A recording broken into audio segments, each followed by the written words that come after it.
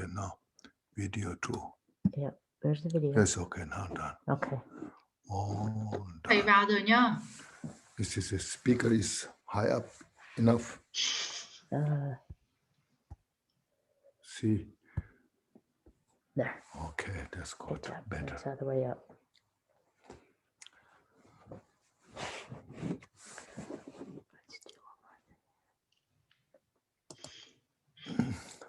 Thầy chào tất cả Good mọi morning, người. everybody. Good morning. Good morning, Rinpoche. Good morning, Good morning, Kunjala. Rinpoche. Good morning. Yeah, good morning, Julie. Good morning, Patrick. How are you? Morning, Evelyn. Good morning, Rinpoche. Jennifer. Very good to see Steve you. Williams, good morning. Annie Sujim, good morning. Pat. How is it? Is it cold? Good morning. And Simon, Nguyen, if you're from Seattle, good morning. Thank Good you. morning, Rinpoche. I don't know. Rinpoche. And Sandra Kipper, good morning. And see you, iPad.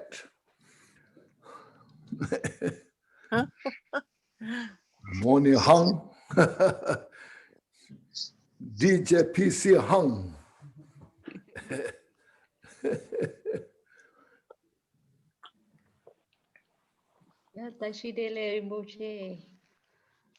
Okay, Nguyen. Steve, how are you? Fine, thank you. How are you, Kenshin? Yeah, I think he's Steve Willing. Yes, can you hear me? I can't hear. Oh, No, that's him.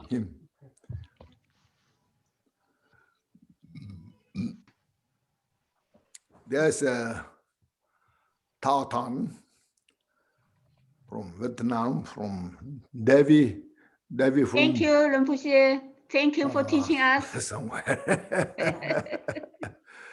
And Thầy đang nhắn tin với các học trò. something. Okay. Mọi người nghe rõ không ạ? Rõ chị ạ. Nét căng. Yeah, how many of you Rõ. from Seattle? Yeah, we have a minute from Seattle. Minute. Seattle. Yeah. Who's the head of the Seattle group from Abu Lama? Oh, me. You are the head. Yeah. Devi, you are the head? Yes. The Seattle group? Yes. I know you before. You always remember my name, Yen Fen. Right now, because on the phone I use Debbie. Let's see, MacBook speaker, MacBook Pro speakers. All right. Hello. Hello. Yeah, that sounds better. Can someone speak? Yes, Linda. Okay, good. Hello. Just we weren't hearing anything for a little bit. Oh. So excuse me. So you can hear me now. Yeah, hear you. yes, we I can can hear you. hear. Very Okay. clear. So everybody can hear. Yes. Yes, we can all Very hear. good. Yes, I see Oscar from Valparaiso. He's the Hi, Vichen. ¿Cómo estás? Muy bien, Kenshin. Muy Oh. bien, good, fine. Qué bueno.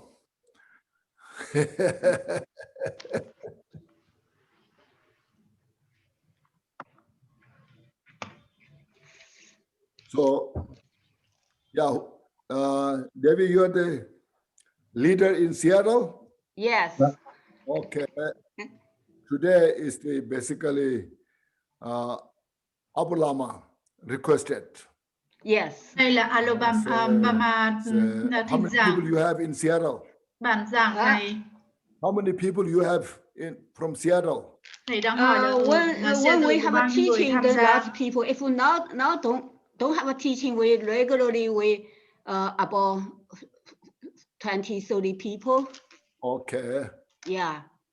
Okay.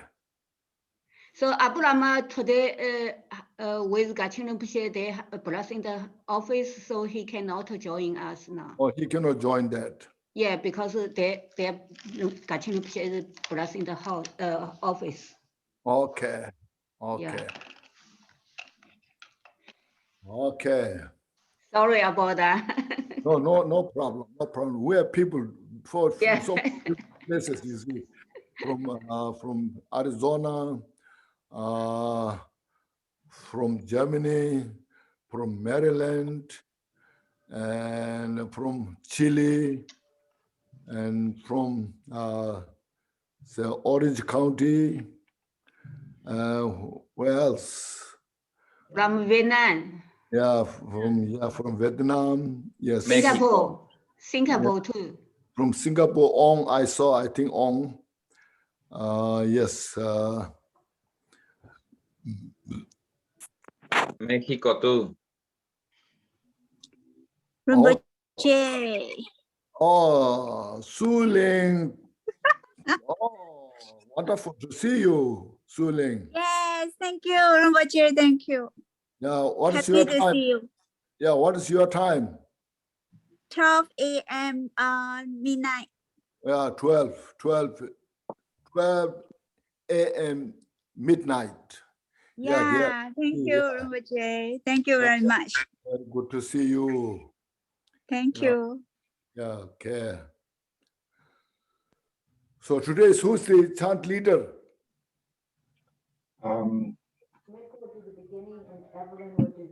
Yes, now maybe first we just say some opening prayers. Bây giờ tụng lời nguyện khai I will kinh. do the opening prayers. Yes, please.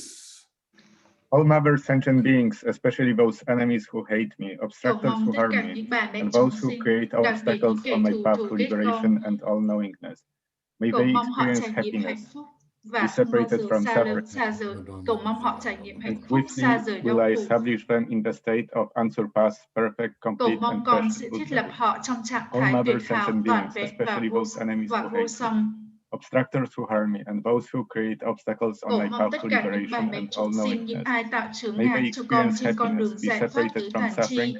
Cầu and mong họ trải swiftly nghiệm will hạnh phúc I thoát khỏi establish đau them khổ. in the state of unsurpassed, perfect, Cầu complete, mong and con sẽ precious thiết lập Buddha. họ trong trạng thái All tuyệt mother hảo, sentient toàn vẹn beings, và especially those vô enemies who song. hate me, Cầu mong tất obstructors cả who những bà harm me, mẹ and chúng those who sinh, create obstacles on my path to liberation and all-knowingness. May they experience happiness, be cầu separated mong from họ trải suffering, nghiệm and hạnh swiftly phúc, will I không bao giờ establish them xa in rời the đau state khổ. of Cầu unsurpassed, mong con sẽ perfect, thiết lập complete, họ and trong precious trạng Buddha. thái tuyệt hảo, toàn vẹn và vô Both song. until I achieve enlightenment, I Cho perform tới virtuous khi deeds con with đạt body, được giác speech, and ngộ, mind.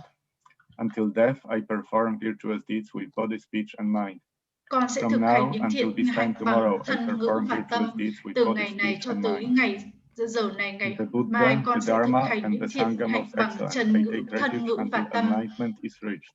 By the merit of generosity Nương and nơi other Đức good Phật, deeds, giáo pháp và tăng may I đoàn tuyệt attain hảo, Buddhahood con for the nguyện sake quy of cho all tới sentient ngày beings. đạt được quả Bồ Đề. In the Qua Buddha, công the đức bố Dharma, thí and the và những Sangha thiện most hạnh khác, excellent, I take nguyện con refuge viên until thành quả vị enlightenment Phật is vì reached. lợi lạc của tất By the cả chúng merit of sinh. generosity Nương and other nơi good Đức deeds, Phật, may I giáo pháp attain và tăng Buddhahood đoàn for tuyệt the sake hảo, of all con nguyện sentient quy beings. cho tới ngày In đạt the được quả Buddha, Bồ the Đề. Dharma, Qua and the công đức Sangha bố most thí và excellent, những I thiện take hạnh khác, refuge until nguyện con enlightenment viên is thành reached. quả vị Phật vì By the lợi lạc merit của of chúng sinh. generosity and other Nương nơi good Đức deeds, Phật, may I giáo pháp attain và tăng Buddhahood đoàn for tuyệt the sake hảo, of all con nguyện sentient quy beings. cho tới ngày đạt được May quả all Bồ mother Đề. sentient beings, Qua công boundless đức as bố the thí sky, và have những thiện happiness hạnh khác, and the nguyện causes con of viên thành happiness. quả vị Phật vì lợi May lạc they của be chúng sinh. liberated from the Cầu suffering mong tất and the cả những causes bà of mẹ chúng suffering. sinh May vô they biên như never bầu be trời có được separated hạnh from phúc the và happiness nhân của which is hạnh free phúc. from sorrow. Cầu mong họ May được they giải thoát rest khỏi in đau khổ và equanimity, nhân của free khổ. from Cầu attachment mong and họ không bao aversion. giờ xa khỏi hạnh phúc, thoát khỏi đau khổ. This ground Cầu is mong họ sprinkled luôn đang with trụ trong bình tâm, scented thoát khỏi water and mọi strewn with thiên vị, flowers. bám It's chấp và adorned with sân hận. Meru, the supreme Cúng dường mountain, Mạn Đà the La four ngắn nặng. continents, and the sun and moon.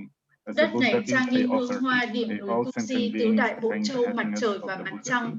Con quán And the tưởng lạc lamas who cõi Phật possess và dân cúng Trikaya. dường. Nguyện mọi I chúng offer sinh the lang outer, thang yên inner, vui and trong cảnh secret thanh offering, tịnh này. which my Tới body, chư world, đạo and sư all đã hoàn that thiện is tam thân, visible, con please xin cúng grant me dường the nội supreme tại ngoại tại realization thần and vật và enlightenment. chân như, Om cùng Guru với thân Deva thể Darshini tải vào Ratna và vạn Mangala hữu, Praditya vạn pháp Soha. hiện hữu. Xin Whatever hãy ban merit cho I con have những thành gathered tựu through tối thượng. prostrating, Idam offering, Guru confessing, Rana rejoicing, Mandala beseeching, and praying. Pratisa For the sake of Soha. the enlightenment of all sentient beings, all this I Xin hãy meditate. chuyển bánh xe chính pháp của cả ba thừa phù hợp với căn cơ và nguyện vọng của từng chúng Please sinh. turn the wheel of the Dharma.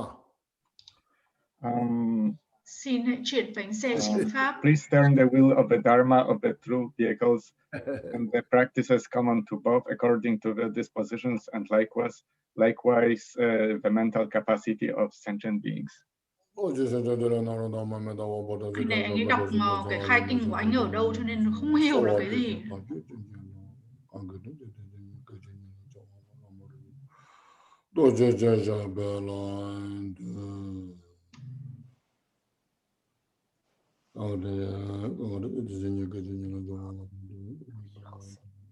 I don't think I should go out.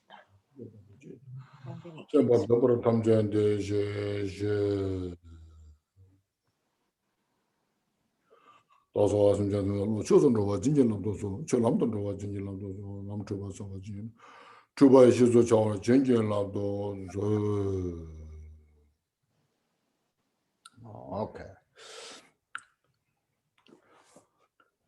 Hello, everybody. Thầy gửi lời chào tất cả mọi người. Actually, this from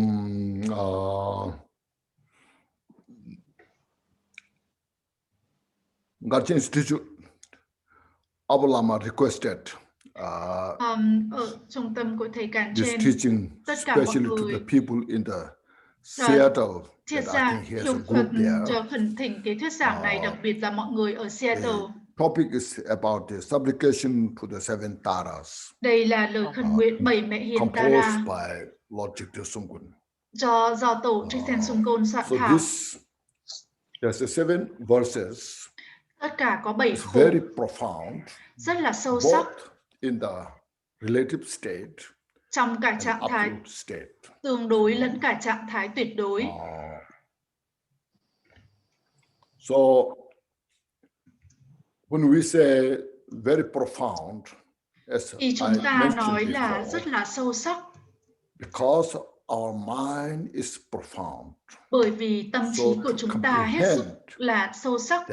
the mind of the individuals Tâm trí của từng cá totally. nhân. So Buddha taught the teachings Và Đức Phật thuyết pháp như vậy reveal that. để vén mở. So because the mind is so profound, Bởi vì tâm trí nó rất the là teaching sâu sắc, becomes profound. cho nên thuyết giảng nó trở And nên this rất là is sâu sắc. I say profound teachings Thì because thầy nói là những cái thuyết Lord giảng Jigte sâu sắc, Sungkun, bởi vì là tổ he Jigten attained Sungkun Buddhahood, đã đạt được quả vị Phật, complete enlightenment, hoàn not just toàn a đạt great được giác scholar, ngộ. Không not phải đấy just là a một great hạng giả meditator, lớn, không phải là một but he vị attained bậc thầy thiền Buddhahood. lớn, mà người đã đạt So tới quả from vị that Phật. state, Và từ trạng then thái như vậy, as a comprehensive, they taught the teachings. và người với những cái hiểu biết, người đã thuyết Even though pháp. it's just only 7 verses, Bản này chỉ có 7 khổ, within these 7 verses, nhưng trong 7 khổ này contains the complete form of the teachings. chứa đựng toàn bộ tất cả những If dạng we của thuyết individually giảng. have the Nếu như nerve chúng ta, từng cá capacity to nhân capture it, có cái khả năng để and mà if we nắm bắt được don't thuyết have giảng the này, capacity nếu như không có khả năng to understand this, để hiểu, we can just go through vaguely. thì chúng ta chỉ Just đọc some qua, ideas. không có một cái ý niệm gì về cái bản văn này cả. Teaching is. It is not something, establishing something system. Đây không phải là để tạo ra một cái hệ thống gì, instruction, mà đây là một chỉ dẫn. Instruction, the reality nature of the samsara, chỉ dẫn ra bản chất thực tại của luân hồi và thực tại của giác ngộ. And these teachings are taught. Thuyết giảng này được thuyết primarily we to free from samsara. Làm một cách căn bản để có thể thoát khỏi luân hồi. to free from suffering. Chúng ta ai cũng muốn thoát khỏi khổ We đau. do anything Chúng ta to làm free mọi from cách suffering. để mà thoát khỏi But khổ đau. sometimes we miss the point. Nhưng đôi khi chúng ta And go to the wrong trượt direction và chúng ta đi sai due đường to lack of the wisdom. bởi vì thiếu trí tuệ. So, because everybody is interested to free from suffering. Ai cũng Everybody is mong mỏi interested. giải thoát khỏi khổ đau. See, Ai cũng mong mỏi that's hạnh the- phúc. that's the reality. Đấy là bản chất thực tại. Everybody. Ai cũng như So vậy. here, Buddha's teaching, Ở đây thuyết as giảng của I'm Đức Phật explaining, not as a religion. không phải là ở cái trạng thái tương đối. What that kind of sound come from? Need to reduce that sound. Get rid of that sound. Also, Winner 5 mic is still on. Someone is not muted, maybe? Okay. Anyway, everybody can hear what I'm talking about? Yes, Now, just yeah. please we one can second. hear. Okay, so that's very important, you see. So here, in a very short time, Ở đây trong một cái thời gian I rất là try to ngắn, explain thầy cố gắng để giải thích the purpose of the Buddha's teaching. những cái mục đích của thuyết giảng của It's Đức not Phật. just being a religious person. Đây không phải là như là một cái It's đạo, being how to have the wisdom mà làm sao to để chúng ta capture, có được cái trí tuệ to để free nắm from bắt, để mà có thể giải cause of thoát suffering. khỏi những cái nhân của khổ đau. Sometimes Đôi khi we do anything, chúng ta làm mọi making cách, a mass mistake to chúng free ta from suffering. tạo ra một đống And lỗi so lầm we end up để giải thoát within khỏi in luân that hồi. state of suffering. Và chúng ta như vậy chỉ ở trong So cái we trạng thái can't khổ get đau. out of the vicious cycle of the suffering Để thoát ra được because khỏi we cái don't vòng have enough xấu wisdom xa của luân hồi, how chúng ta to không thể, kind bởi of vì chúng ta cut không có through đủ that trí tuệ để boundary. làm sao có thể cắt So bỏ this is và very đi ra important. khỏi được. We get the message. Chúng ta nhận Buddha cái taught thông điệp so rất quan trọng. much. Đức Phật thuyết You rất là see, nhiều giáo We pháp. have so many Buddhist countries all over the world. Chúng ta có rất nhiều đất nước Phật giáo trên thế their gian. emphasis, they have their own emphasis, saying this is a real Buddhist teaching. Ai cũng nhấn mạnh đây là bài thuyết giảng thực của Đức Phật. All the Buddhist countries, Tất cả những đất nước mà Phật convey giáo. that, you see. So that shows how Buddhist teaching Điều này is chỉ ra rằng làm sao những cái so thuyết giảng của Đức complex. Phật nó vô cùng là bao This la, because it's nó rất là mentioned phức our tạp. mind. Và bởi vì cái tâm trí của chúng ta, So every individual has their own way of communication. chúng How ta to ai cũng có see một cái things, cách để mà chúng ta how to do things. giao tiếp, chúng ta But làm sometimes mọi we việc, are nhưng mà off the đôi track. khi thì chúng ta trượt Not ra so khỏi, much free from the delusion, you know. chúng ta không thoát được khỏi những cái mê So we muội. are the kind of not in the right direction, because off the track. Thậm chí còn Make không sense? đi đúng hướng và trượt ra khỏi cái rãnh nữa. So this new kind of new ways, you know, saying Đây off là the một cái track. cách nói mới, Right tức là track, trượt off the ra khỏi track, cái rãnh, you know. phải đi đúng con We đường all try và to trượt have ra the khỏi right cái con track. đường. Chúng But ta cần sometimes phải we đi go đúng, to the off the track. nhưng đôi khi chúng ta lại trượt ra ngoài. Because of the misinformation, you know. Bởi vì chúng ta thiếu những cái thông And tin. then we can interpret it in a strange way. Và sau đấy chúng ta then diễn đạt then theo there một are cái so cách many, lạ you know, lùng. way. So as always, I put emphasis, you know, Thầy thường xuyên nhấn mạnh Buddha's teaching tất cả những thuyết is giảng của not Đức a Phật Buddhism. không phải là something để dành cho Buddha Phật tử, created. không phải là cái gì Đức Phật tạo ra. But Buddha is the founder of that wisdom. Nhưng Đức Phật là người tìm ra được cái trí Buddha tuệ như vậy. found Đức Phật đã tìm the thấy reality, chân nature, lý, bản chất, the thực right tại, track, cái con you know, đường đúng and the complete way. và một cái con đường hoàn Buddha thiện. found those teachings. Đức Phật đã tìm thấy con đường như vậy, trí tuệ. And that's why I say he was enlightened. Cho nên Đức Phật đã giác ngộ. Giác ngộ có nghĩa là tất cả những sự vô minh, những cái sự ngu ngốc và vô minh, mê muội, tất cả đã được vén mở, tất cả đã được xua tan. Perfectly captured. Và nắm bắt một cách toàn hảo nature of the reality nature. Bản chất thực tại. Therefore, you have heard of so many. Cho nên chúng ta nghe thấy rất nhiều bản chất của luân hồi, niết bàn. Sometimes we don't know what that means. Đôi khi chúng ta không biết rằng là what do you mean nature of samsara is nirvana? Tại sao bản chất luân hồi lại là niết bàn? Rất là dễ để nói.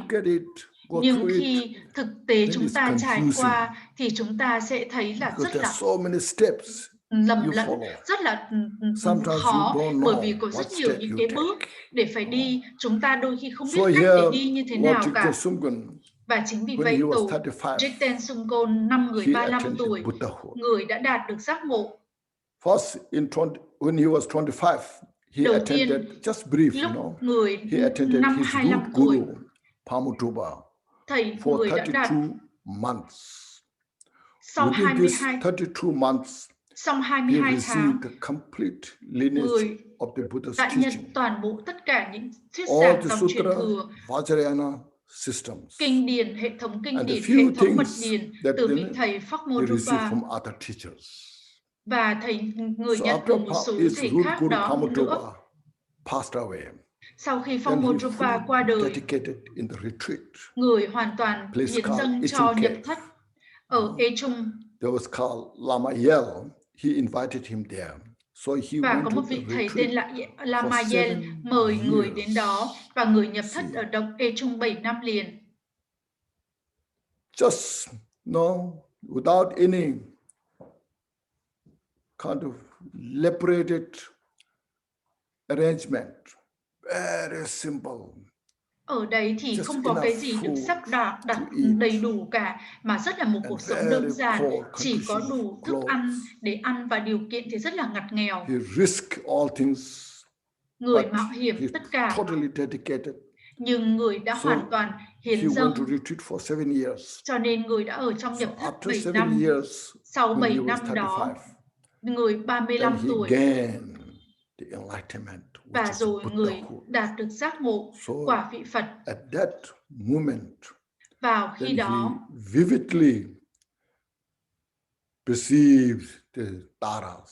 người nhận thức được, người trực nhận được đức chứng, được Đức Tara. Bởi vì người đã là một chúng sinh giác ngộ. Cho nên Đức Tara đã thuyết toàn bộ những thuyết giảng tuyệt đối, và người đã nắm được những thuyết giảng này. Và rồi người viết lại đoạn này để khẩn nguyện tới Đức Tara, tán thán tới Đức Tara. Chúng ta đi qua bản văn này. Thầy cố gắng giải thích nhiều nhất như thầy có thể. I'm sure many of you have this Tara 7 supplication to. Ai cũng có biết về cái lời 7 lời khẩn nguyện về Đức Tara. And this is the book that is compiled.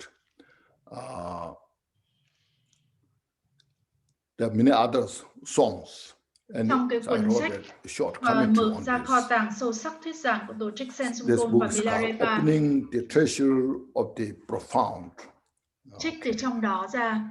So that said, in the unborn Dhamma Dhatu, trong pháp giới vô sinh, the Reverend Mother, nơi mẹ hiền Tôn Quý Tara an trụ. So here's missing one, ma. Ở đây có thiếu một từ. In Tibetan we have ma kyawa mepe chuying na, yum chuzun hamot tamashuk. So ma is missing here. Ma thiếu ở đây trong tiếng Tạng. I try to put this because this is my translation with the help of other, the Đây real là translator. bản dịch của thầy I try to với say một this số matter. những cái vị khác, cho It nên looks thầy like đã it thêm doesn't come vào. there so enough good. So he just,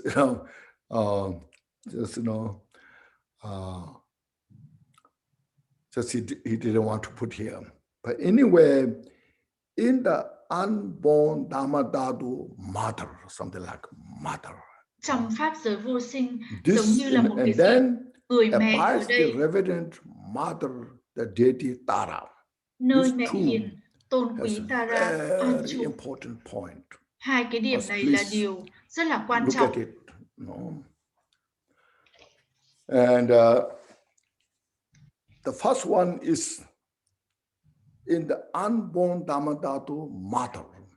Trong pháp giới vô What it's sinh, saying is mẹ hiền, the complete, what you call the original enlightenment.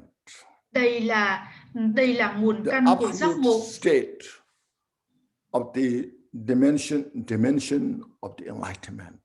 Đây là cái trạng thái giác ngộ What everybody is supposed to achieve that state. mà bất cứ ai cũng đều phải đạt tới So cái here, trạng thái này. mother, Ở đây người mẹ it means Panchanaparamita, có nghĩa là Panchaparamita, mẹ bát nhã, người đã siêu vượt tất cả những trí tuệ. the transcendental wisdom, Panchanaparamita, the total state of the enlightenment. Người đã đạt được hoàn toàn trạng thái giác ngộ. So like a mother, we call mother. Chúng ta gọi là người mẹ. Example. Chỉ là một ví dụ. When the mother gives birth a child, khi người mẹ sinh ra một đứa con, người mẹ lo lắng cho đứa con này. More than like herself. Lo lắng thậm chí hơn cả bản thân mình. You just see human beings and even animals, you see how much she Chúng cares sinh, her nhân loại, offspring, rồi những con súc sinh lo lắng cho con của chúng ra sao. At the time of birth and đặc biệt after birth. Vào cái lúc sinh và sau khi mới sinh ra. She tried to fulfill những người mẹ cố gắng làm cho những đứa trẻ được hài lòng. And then what she does is she takes responsibility. Người mẹ có trách nhiệm education, the quality, dạy những cái phẩm tính cho đứa con. Basic. Đấy là hai cái điều cơ bản. The wishes of child, they can have different, There's some obstacles may arise. Đứa trẻ chỉ có khi có những cái chướng ngại, người mẹ cố gắng là loại bỏ những cái chướng ngại, loại bỏ tất cả những chướng ngại của đứa trẻ, mang tới cho chúng những cái điều chúng cần thiết.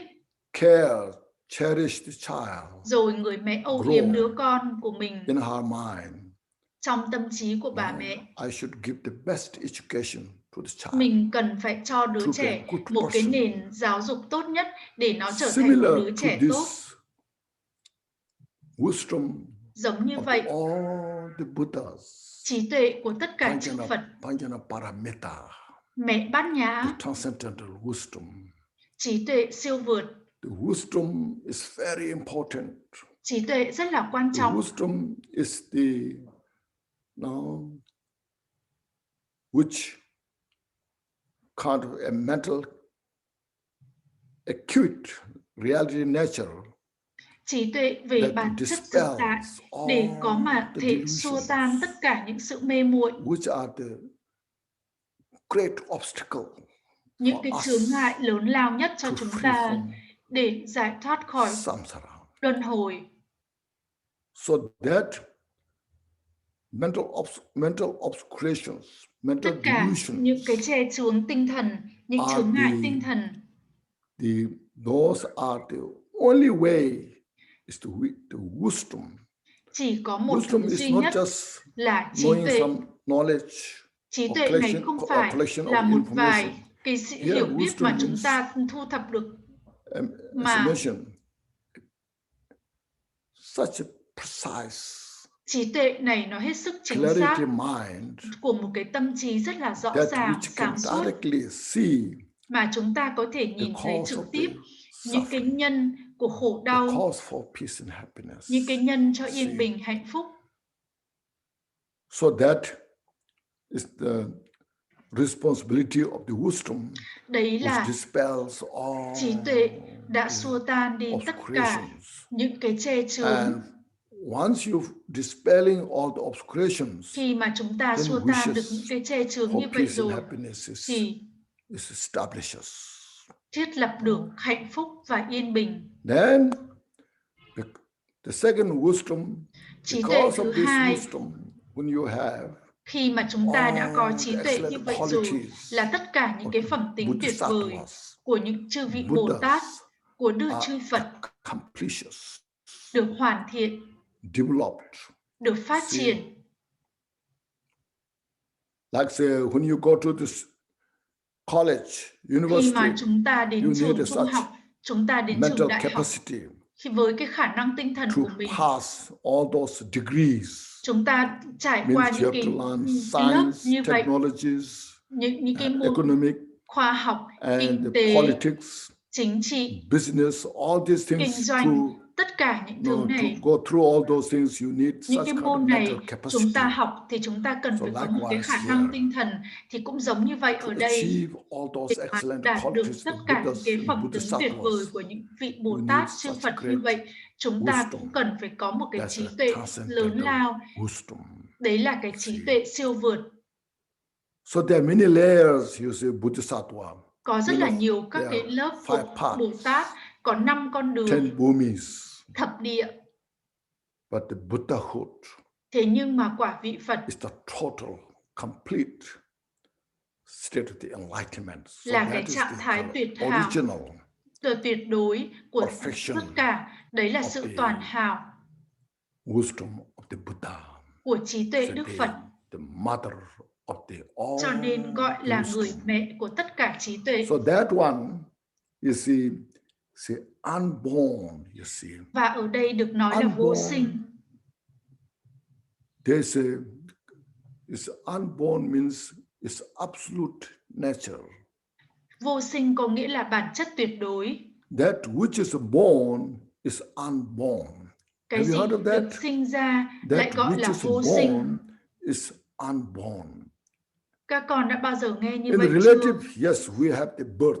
Trong nghĩa tương đối, đương nhiên là có sự sinh, người mẹ sinh ra đứa con, bông hoa lớn lên, cây nó cũng lớn lên. And this, you see, this all coming up, raising, this all called tất cả đều được khởi lên như vậy, được gọi là sự sinh.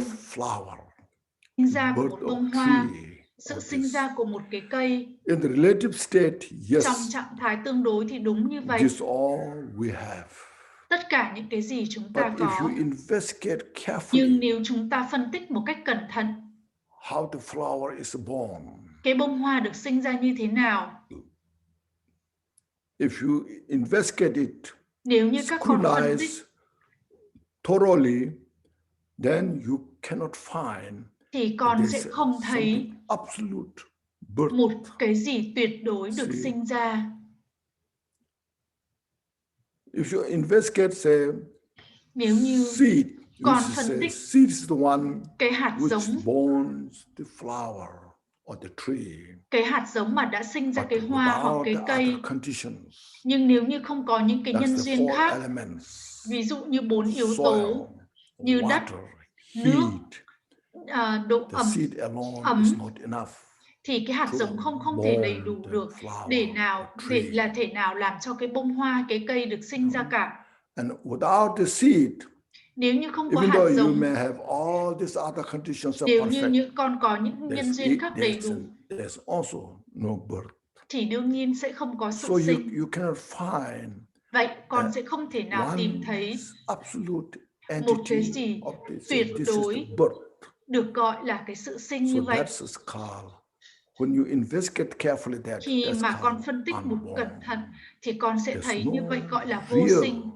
Không có một cái thực thể một cái sự sinh ra thực thể nào So in cả. the relative, yes, there's a birth. Đúng, trong cái trạng thái tương đối So thì that's có. why everything in the relative state Cho nên tất cả bạn hữu đều trong cái trạng thái tương đối thì được gọi là ảo ảnh, giống như một giấc mơ, like a reflection, giống như sự phản chiếu, sự phản chiếu của mặt trăng xuống nước. Just display. Tất cả chỉ là sự thi triển. So that's why it's called the birth which has no real birth. Cho nên cái sự sinh không phải là sự sinh thật, cho nên gọi là vô sinh. So that is what we sometimes call emptiness. Đôi khi chúng ta gọi như vậy là tính không. Empty. Nhưng không phải là chỉ có sự trống. Here emptiness means ở đây tính không có nghĩa là trí tuệ. Tất cả nhận ra được cái sự tuyệt hảo của bản chất tất cả là tính không. So that unborn is called như vậy là vô sinh. So Nagarjuna's text now says very common. Và Neither born from oneself, neither không phải sinh từ mình tự nó, không phải sinh ra từ khác, không phải sinh ra của cả hai. Tất cả những cái hoa, những cái cây lớn lên sinh ra đều bởi những nhân và những duyên. So if you deny the relative state of the birth, nếu như các con phủ định cái trạng thái sinh ra trong trạng thái tương đối, thì như vậy con đã rơi vào trạng thái hư không. Thế còn nếu như mà con khẳng định là đấy là một cái gì đó trường tồn, thì con cũng rơi vào tà kiến. Đấy là hai thái cực. The transcendental wisdom. Đây là cái trí tuệ siêu vượt. Unborn dharma, dhatu. Gọi là trạng thái pháp giới vô sinh. Dharma means phenomena. Pháp thì có nghĩa là các vạn pháp. Abiding. Vạn pháp an trụ. Spheres. Không có thoát khỏi những cái sự tạo dựng, không có bờ biên. So that is the absolute state of the enlightened nature. Đấy là trạng thái tuyệt đối. No one has created. Không ai tạo tác ra. For all these phenomena. Đấy là bản chất thực tại của vạn pháp. Whether we realize or not realize, chúng ta có nhận ra hay không nhận ra, the total nature by itself. Đấy chính là bản chất của chính nó là như vậy. When you chant, khi các con hát cái lời nguyện về Đức Phật phổ hiền, thì tất cả là đều nói về như vậy. But without knowing, nếu như chúng ta không hiểu biết, thì đấy chỉ là những cái lời rất là đẹp đẽ, còn chúng ta không nắm được gì cả. Chúng ta cần phải hiểu ý ở đây muốn nói gì. Abides the Reverend Mother Deity Tara. So Ở đây mẹ hiền an trụ. Mẹ hiền Tara là một chúng sinh giác ngộ, không phải là một cái điều gì mà thần bí cả. Không phải là hiện ra một cách thần bí, mà mẹ Tara là một vị Phật. So through these histories, qua những cái lịch sử, bà đã từng bước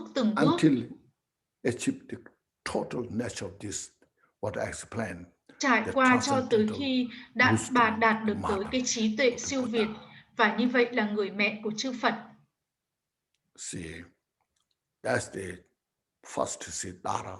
Đấy là Đức Tara. Và Tổ Trích Tên Sung Gung hoàn toàn đã nhận thức được như vậy. Và từ cái trạng thái chứng ngộ, người đã ca bài ca này. Tara là người mẹ của tất cả chúng sinh, bởi vì bà lo lắng cho tất cả chúng sinh, cho những đứa con vậy. Because she imparts the compassion. Bà là hiện thân của sự bi mẫn.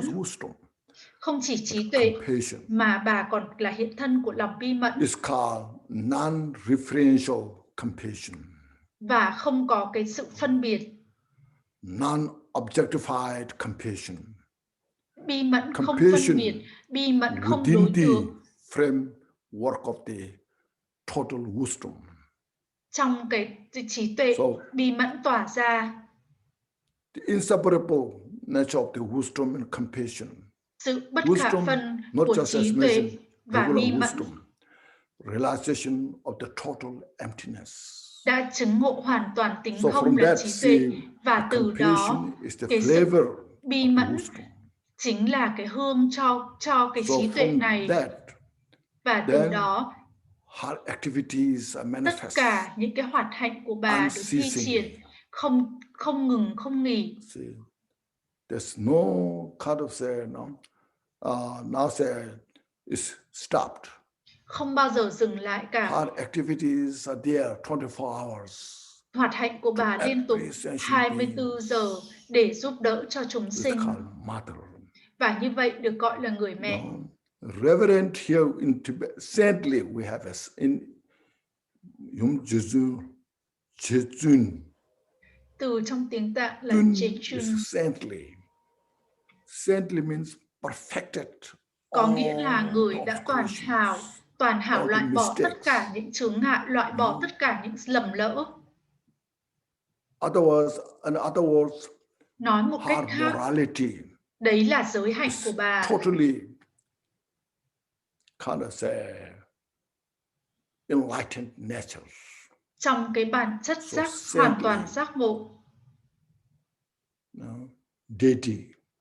Đấy là bổn tôn trong trạng thái giác ngộ, và bà giải thoát chúng ta, bà giúp tất cả chúng sinh.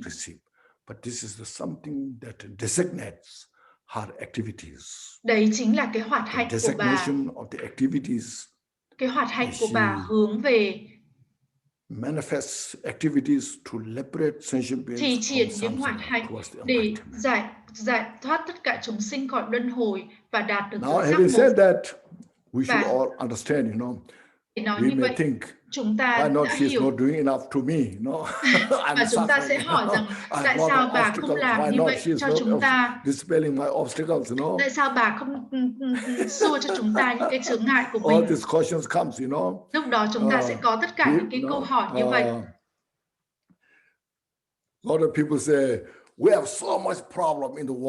Nhiều người nói rằng chúng con có quá nhiều vấn đề trên thế gian này. Where are the Buddhas, Bodhisattvas? Thế thì chư Phật và chư Bồ Tát ở đâu? Where they're resting, Chư vị an trụ ở đâu?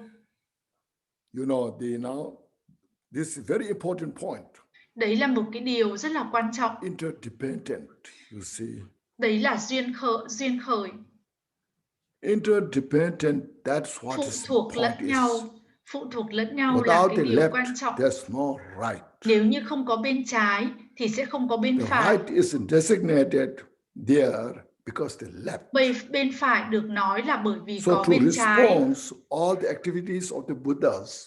Cho nên tất cả những cái hoạt hạnh của chư Phật, chúng ta cũng cần phải có những cái nhân duyên.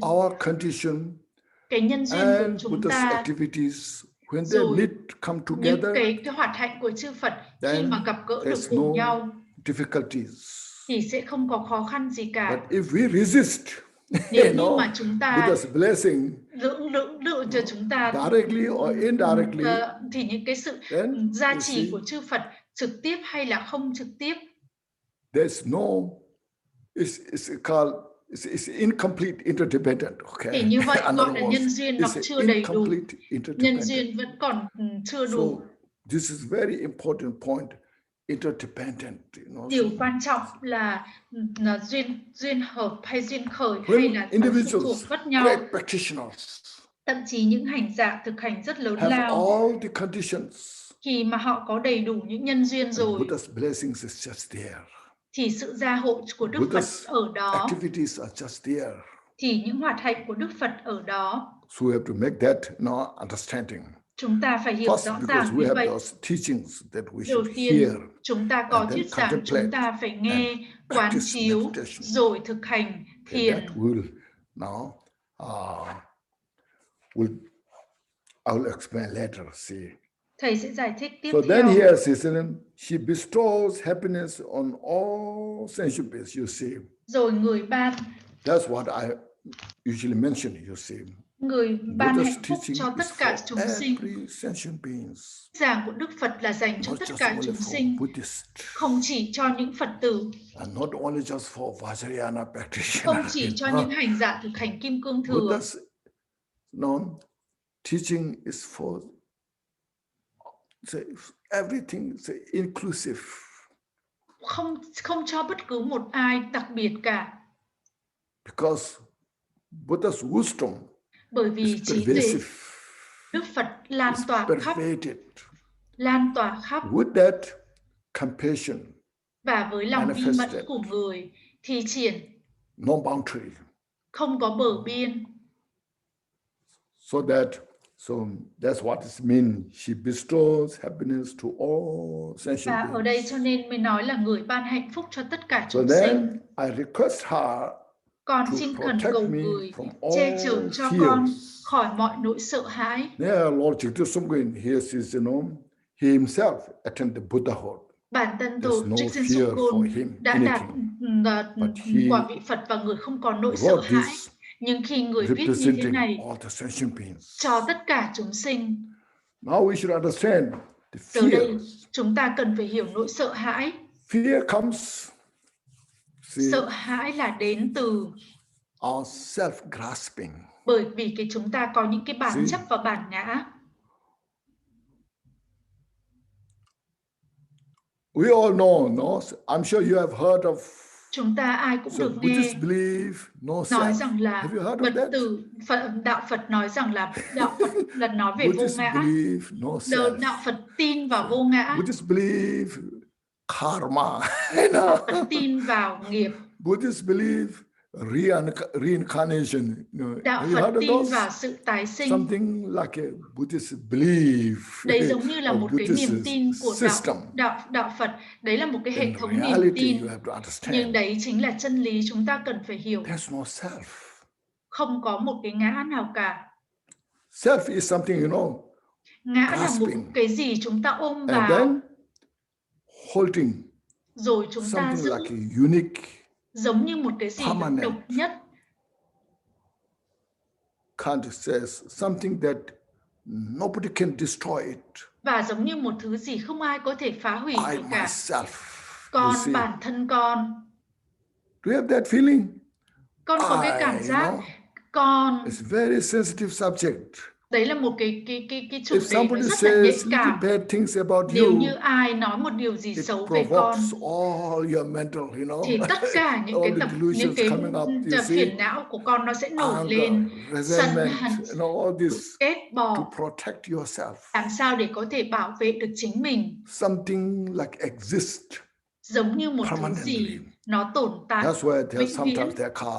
Cho nên divine soul. Have you heard that? Các con nghe thấy cái từ nói rằng về linh not hồn. Only just a relative self, but there's a divine soul. Divine soul. Soul here is self, Và như cái linh hồn này chính là cái ngã, một cái gì nó có thể tồn tại, chúng ta có thể nhìn thấy. Chúng ta thực hành để chúng ta có thể thấy được cái linh hồn của mình. So when you come to the point interdependent, khi các con chạm tới cái phần duyên khởi, tất cả vạn pháp đều là duyên hợp trong trạng thái tương đối, tuyệt đối. Bản chất của chúng đều là sự phụ thuộc lẫn nhau. Bởi vì bản chất phụ thuộc này,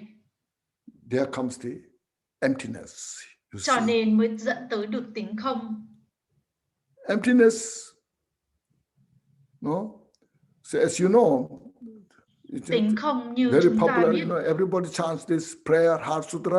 Ai cũng đọc bát nhã tâm kinh. Sắc tức là không, không tức là sắc. You see, there's no separation.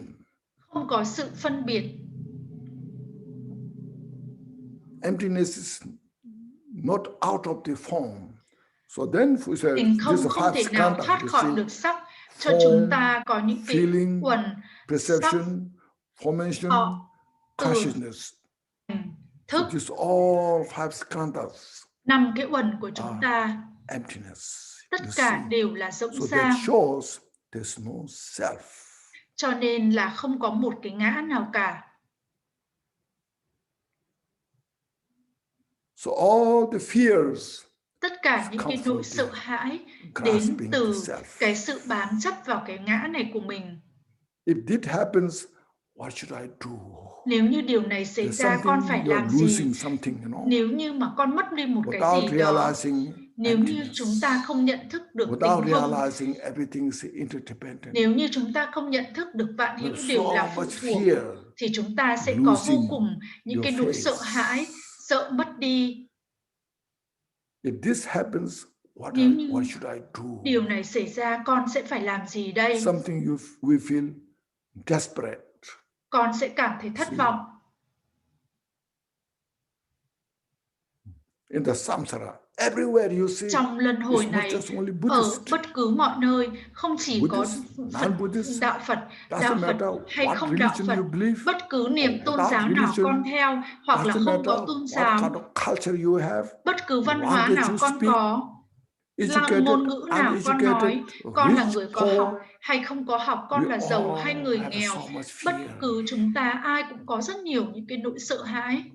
So that fear comes from the self-grasping. Cái sự sợ hãi này đến từ cái bám chấp vào bản ngã. So that's why, chính vì vậy, you have to understand các con cần phải hiểu cái bản chất là vô ngã. Even sometimes, see, Gyaltshen practitioner, đôi khi những hành giả thực hành Gyaltshen Mahamudra, họ có những cái ngã vô cùng là kinh khủng. Con là người thực hành Mahamudra.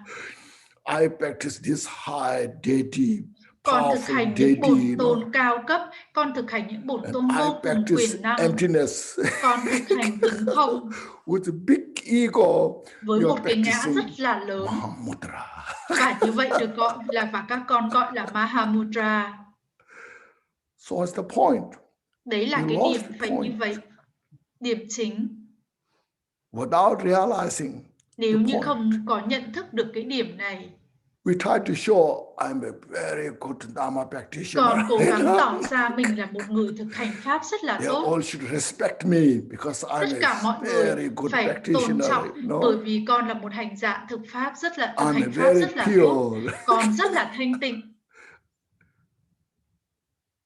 Then there's no space. Rồi sẽ không có khoảng trống cho yên bình thực sự và hạnh phúc thực sự. Because we are underneath the ego. Bởi vì chúng ta nằm dưới cái sự bám chấp vào bản ngã, chúng ta ấn định vào cái bản ngã của mình. Chúng ta cần phải giảm thiểu cái tôi, chúng ta cần phải giảm thiểu cái sự bám chấp vào bản ngã. So that, Bodhisattva's idea, những cái vị Bồ Tát in the Bodhisattva Avatar mentioned, trong cuốn nhập Bồ Tát hạnh nói gì? Chư vị đã hoàn toàn là được giải thoát. Và đặc biệt nói là trong cuốn hãy thay cái bám chấp vào bản ngã của mình bằng Bồ Đề tâm. Thay vì nói rằng con, we sentient beings. Hãy nói rằng là chúng ta, chúng sinh. We're so habituated. Chúng ta quá có cái thói quen. So ingrained. Chúng ta bắt dễ trong những cái thói quen là bám chấp vào cái ngã này rồi. It's just very automatic. It's something real. Chúng ta coi như một cái thứ gì rất là thực. Khi nói rằng là không có ngã thì giống như là một cái gì đó nó không hiện hữu vậy. So, if we cultivate that use the self, chúng ta sử dụng cái tôi bằng thay bằng chúng ta, chúng sinh, thì đấy là tất cả những hành giả thực hành Kim Cương thực hành đại thừa nói rằng là tất cả những bà mẹ chúng sinh cầu mong tất cả chúng ta, những bà mẹ chúng sinh thay vì cái tôi. Then when we get used to it, khi chúng ta có thói quen như vậy rồi, thì chúng ta sẽ không chỉ lo lắng cho một mình bản thân mình, mà chúng ta sẽ lo cho tất cả những chúng sinh khác. Và như Thầy đã nói rồi, Đức Tara,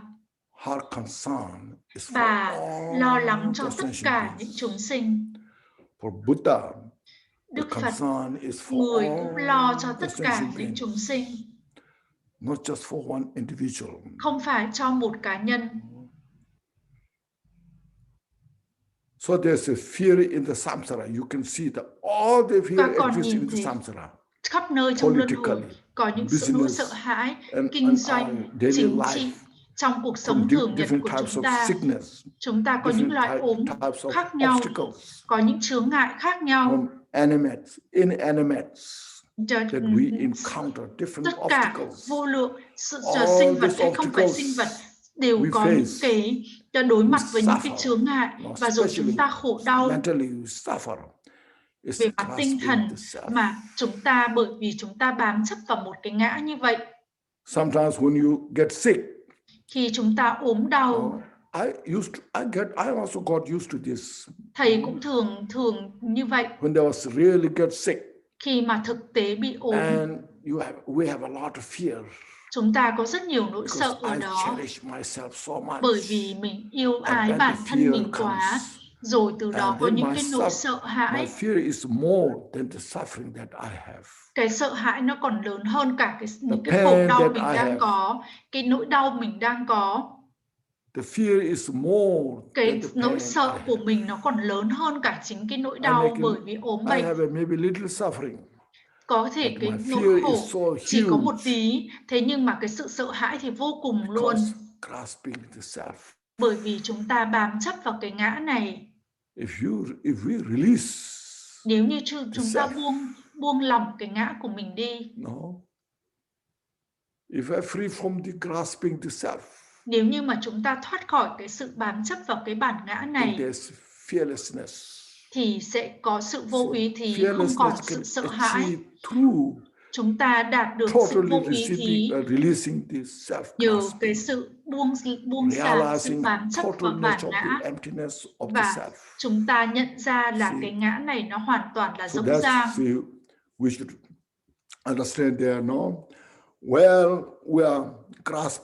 Chúng ta cần phải hiểu khi nào mình bám chấp vào bản ngã.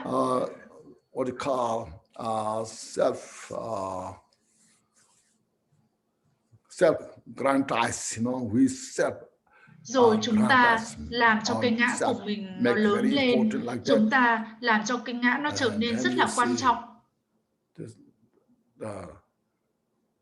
Even Tara is in front of you. Thậm chí Đức Tara ở trước mặt chúng ta, Người cũng không thể làm được gì nhiều cả. Đức Tara nói, thế nào con có khỏe không? Thì con nói, con khổ đau.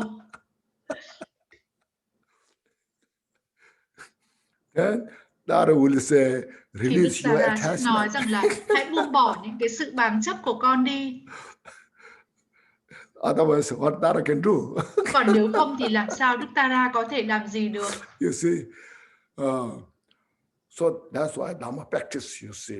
Vậy thì khi mà thực hành giáo pháp, cái sự vô minh của chúng ta, ignorance of the grasping, vô minh bám chấp vào bằng 5 cái quần, đấy là nền tảng cho cái ngã. Rồi thì bao quanh bởi tất cả những nỗi sợ hãi, những nỗi khổ đau. Dù chúng ta cần phải tạo mọi cái sự nỗ lực để làm sao có thể giải thoát khỏi cái sự bám chấp vào bản ngã của mình. Vậy sự bi mẫn thì luôn luôn được nhấn mạnh và luôn luôn được mọi người mong mỏi. Bi mẫn hướng về tất cả chúng sinh. Và đoạn sau thì sẽ nói, nhưng đầu tiên, xin hãy bảo hộ con, bảo vệ con khỏi những cái nỗi sợ hãi, bởi trí tuệ của người. Cái trí tuệ của người làm sao con có thể có được để con có thể thoát khỏi tất cả những nỗi sợ hãi này. Make sense? Có nghĩa See, không? all this, I actually put emphasis to purify our mental afflictions. Chúng ta thầy nhấn mạnh chúng ta phải loại bỏ tất cả những phiền não của mình. Đấy không phải là triết học của Phật giáo. You can say this system, that system, this triết học system. Phật giáo con sẽ học được hệ thống nọ, hệ thống kia. Nhưng điều quan trọng là cái cách chúng ta phải tiếp cận thực tế. Then step by step, rồi từng bước chúng ta mới có được lợi lạc. Con thường kêu ca, con không có nhiều thời gian để học triết học Phật giáo. Nếu như không có đủ thời gian, chúng ta biết được cái gì, chúng ta phải học được cái gì, chúng ta phải hiểu và áp dụng giáo pháp. Chúng ta nhìn vào những cái yếu ớt của tinh thần của chúng ta, những cái phiền não của mình, những cái sự ham dục, những cái sự bám chấp, những cái sự sân hận, tất cả những cái sự tham lam, những cái sự oán giận. Tất cả những xúc tình này phải tịnh hóa. Cả những thuyết giảng chúng ta học hãy đưa vào trong tâm trí của chúng ta để tịnh hóa. Khi mà chúng ta có thể tịnh hóa thì chúng ta sẽ trở nên bớt nhạy cảm hơn. Bớt nhạy cảm hơn. Thì như vậy chúng ta sẽ có yên bình trong tâm trí. Đấy là cái mong mỏi của chúng ta, và đấy là cái điều quan trọng khi mà chúng ta học và thực hành giáo pháp. Và nỗi sợ trong luân hồi, và nỗi sợ trong phàn của A-la-hán và hàng duyên giác thanh văn. Khi chúng ta đạt được pháp thân thì vẫn còn những cái nỗi sợ. Tất cả cần phải tịnh hóa. Cho nên con khẩn cầu người che chở con khỏi mọi nỗi sợ hãi. Là khổ đầu tiên. Nó rất là sâu sắc đúng không? Ta phải hiểu. Bởi vì không hiểu thân này là pháp thân, tâm con bị bao phủ bởi bao phiền não, những phiền não tinh thần. Trong từ Sanskrit gọi là klesha.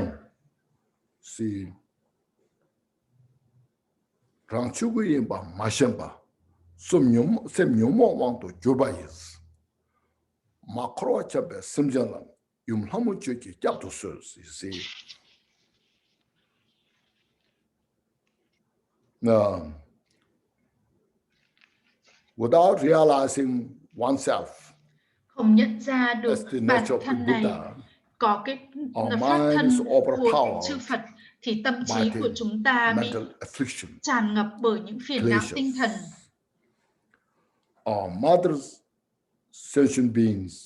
Những mẹ hiền chúng sinh lang thang trong samsara, trong luân hồi, xin hãy che chở họ.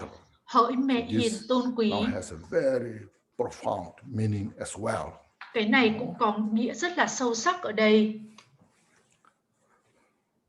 So please, we should understand this in this way, Chúng ta cần phải hiểu ở đây. The commentary is there, but here we have, this very mind that we have now. Cái tâm trí mà chúng ta đang có. That itself.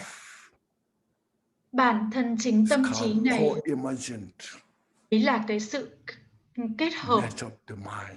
Đấy là bản chất của tâm trí. Và chính nó chính là cái sự sáng rỡ.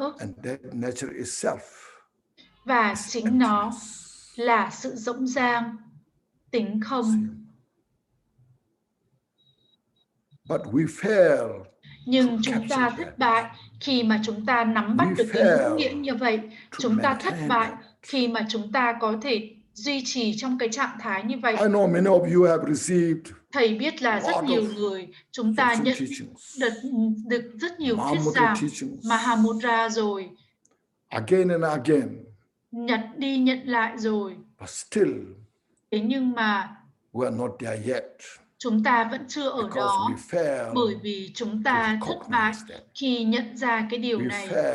Chúng ta thất bại khi duy trì cái điều này. So that this co-emergent, cái sự co-emerge, hòa nhập này, manifest our mind. Cái tâm trí của chúng ta nó thi triển, nó không tách biệt với tính không, nó hòa nhập với tính không. Bản chất của nó là sự sáng rỡ, và như vậy thì là pháp thân. Ngay từ khi ban đầu, bản chất nó vốn là thanh tịnh. Not to get the understanding some of this, để mà hiểu được, you have to use some examples. Chúng ta cần phải dùng một vài cái ví dụ ở đây. First, there's a quotation from Karl Vajranet. Đầu tiên là một cái trích dẫn. Đức Phật nói là gì? Beyond the mind itself, there's no Buddha or the sentient beings. Vượt qua tâm trí của all alternative, the mind itself, what you call Buddha, and inseparable from Buddha, sentient beings. Vượt qua tất cả tâm trí của Đức Phật và chúng sinh không tách biệt. Và trong đại Uttaratantra còn nói rằng là bản chất tâm trí của nó, luật Phật tính, giống như là mật. Unafflicted, say ambrosia. Nó là một cái nước cam lồ không bị ô nhiễm, mật ong. Honey bee has the honey. Ong nó có mật, và cái mật này nó vốn là thanh tịnh.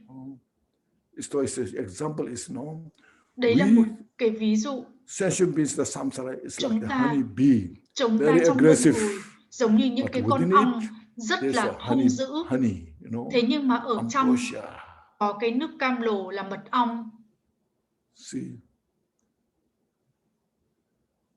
Everybody likes their honey. Ai cũng thích mật ong cả. Nhưng mà không ai thích cái con ong mật một chút nào cả. Khi chúng ta nhìn thấy con ong mật thì lập tức chúng ta phải chạy ngay, nếu không nó sẽ chích. Mà khi mà nghe nói là có mật ong thì ngay lập tức là chúng ta sẽ chạy tới vì thích mật ong. Thì mật ong đó ở trong chúng ta, thì còn chúng ta thì giống như những con ong mật vậy. So what do we need? Vậy chúng ta cần phải gì? Chúng ta cần phải loại bỏ cái con ong mật đi để chỉ còn lại thứ mật ong thôi. Very good analogy. Đấy là một cái sự so sánh rất là tuyệt vời. Then in the praise to the Dhamma Dhatu, that's called chewing toba by Maitreya. Trong cái lời khẩn nguyện. It said, water under the ground. Nói rằng là nước ở dưới đất. There's water. Rất sâu dưới đất có nước. Pure. Nước này rất là thanh tịnh. Bản thân nó rất là thanh tịnh. When there's no water, you know there's a không có nước, people go around mọi người to find the water, đi vòng quanh để tìm nước. And there's a machine to check. Rồi họ dùng cái máy để kiểm tra, rồi họ khoan xuống để tìm nước. Nước nằm ở dưới lòng đất. Rồi chúng ta uống cái nước đó thì chúng ta mới thấy cái nước đó nó tươi mát làm sao. Cái nước đó thật là tươi mát, còn có được ở cái nước mạch ngầm ở dưới lòng đất. Không có hóa chất. Likewise, và giống như vậy, in this mental affliction, trong giữa những cái phiền não của chúng ta, awareness. Đấy là cái nhận thức thanh tịnh, Wisdom. trí tuệ. Is free from all the faults. Nó thoát khỏi tất cả những cái lực. This you see in the samsara. Trong luân hồi we are này, in the dualistic state. Chúng ta ở trong trạng thái phân biệt nhị nguyên. Like, dislike, right, không wrong. thích, We đúng, have all sai. this you see. Chúng ta nằm trong cái sự phân biệt như vậy. Therefore, we need two parties, you know. Chính vì vậy chúng ta cần phải có hai thân thể. The two parties helps each other criticizing and get Hai to cái do thân something thể khác better, nhau you know. và chỉ trích lẫn nhau. Two party is the dualistic Hai cái state, thân là sự nhị nguyên. So in the samsara, one party is very dangerous, you see. Trong luân hồi nếu như chỉ có một cái thân thể thì sẽ rất là nguy hiểm. When you are enlightened, khi mà chúng ta đạt được giác ngộ thì một thân thể là tuyệt vời. Because there's no mistake. Bởi vì không có sự sai lầm. Luôn luôn là làm điều tốt. Thế còn trong luân hồi, một thân thể thì luôn luôn có những cái sai lầm. So in the samsara, two party is good. Vậy trong luân hồi nếu như có hai cái thân thể thì sẽ tốt hơn. Hai cái thân thể nó sẽ đánh nhau và nó sẽ tranh luận với nhau. So within this, in the mass of the mental afflictions, trong tất cả những cái phiền não như vậy thì có cái nhận thức thanh tịnh, clear, rõ ràng, free from all this stands, thoát khỏi tất cả những cái vết nhơ như vậy. Then in the some Buddha Tantra text said, trong một vài các cái mật điển nói rằng là Đức Phật ở bên trong. Chúng ta không thể tìm được Đức Phật ở bên ngoài. But because of the ignorance, nhưng bởi vì sự vô minh, or obscured by the ignorance, hoặc là chúng ta bị vô minh che chướng để chúng ta không nhận ra được Đức Phật ở bên trong. All the teachings tất cả những cái thuyết giảng của Đức Phật thì nói cho con làm thế nào để thiền. Con cần phải nhận thức ra thì bằng cái thiền. When you say prayers, khi chúng ta đọc những cái lời nguyện để có thể tái sinh ở cõi tịnh độ Devachan, cõi Tây phương, một nơi nào đó chúng ta không biết ở phương Tây,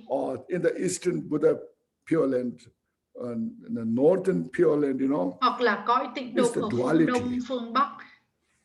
See.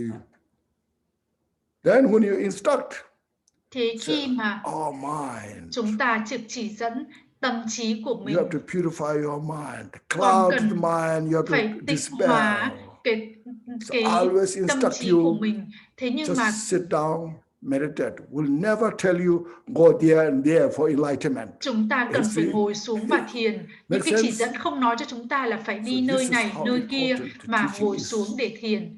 Đấy là cái điều quan trọng của thuyết giảng. We don't realize chúng ta không nhận ra được pháp thân ở trong mình. Con thật là khốn khổ, con sợ hãi, con thật là ngu ngốc. And such a great enlightened master. Rồi những cái bậc thầy giác ngộ cao. We always look down ourselves. Chúng ta luôn luôn coi thường bản thân mình. Without inspiration.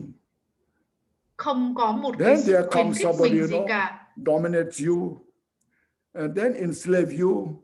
Rồi chúng ta bị làm nô lệ bởi người khác, bị sai sự bởi người khác. Rồi chúng ta sẽ có những nỗi sợ hãi, chả có gì ngoài nỗi sợ hãi. Và như vậy thì được gọi là trở thành nô lệ ở đây. Những bậc thầy lớn, những bậc thầy đã giác ngộ, không bao giờ chư vị làm như vậy cả. You have the same opportunity that I have.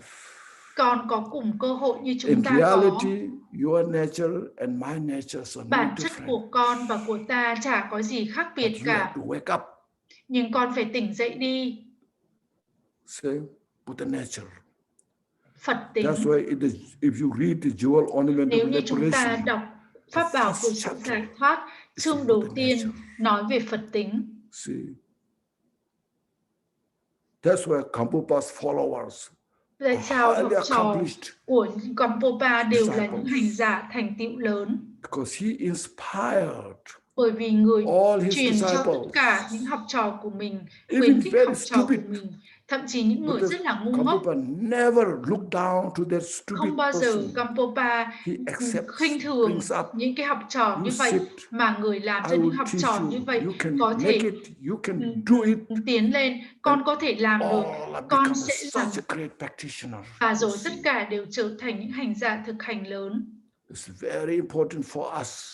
Điều này quan trọng We cho should chúng ta. inspire Chúng ta cần phải ourselves. khuyến khích chính bản thân mình. That's why Lord Jesus said, Và chính everybody vì has vậy, the Buddha Tổ nature. Jiten Sungkon nói là ai cũng có Phật tính. But we are so ignorant. Nhưng to chúng ta quá acknowledge vô that. minh để mà nhận ra như vậy. We become so stupid. Chúng ta trở nên to hết see sức that. ngu xuẩn để nhận ra điều này. So you know, so this is how first you have to reflect to yourself. Đầu tiên các con phải quán chiếu bản mình, thiền về bản thân mình. Con đã có đời sống làm người chân quý rồi. Trong cuốn Pháp bảo của sự giải thoát, con nói về 5 cái điểm đầu tiên. Đầu tiên là Phật tính. Buddha nature is the primary cause. Đấy là cái nhân cơ bản. And precious human life rồi đời sống làm người chân quý là cái nhân duyên. And the spiritual master rồi is the bậc thầy tâm linh cause. Là những cái là nhân chính yếu. And the teaching is the construction and the instruction. Chỉ thuyết giảng the là chỉ dẫn. Is the instruction. Phương tiện là chỉ dẫn. Then from there you become Buddha. Rồi từ đó con trở thành Phật. All the activities rồi tất cả những cái hoạt hạnh của con sẽ thi triển không cần dụng công. I say jewel ornament of liberation. The Thầy nói pháp bảo của sự giải thoát written by enlightened master.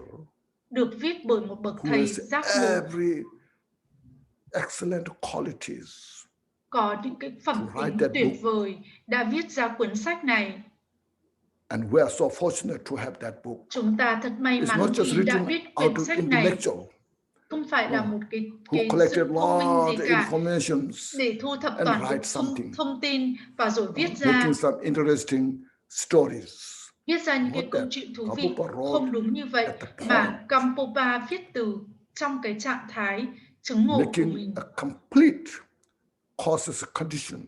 Viết ra khi mà có đầy đủ những cái nhân và duyên để cho một người có thể giải thoát khỏi luân hồi. Cho nên thầy khuyến khích tất cả các con học và đọc thực hành theo cuốn sách này rất là dễ để mà hiểu.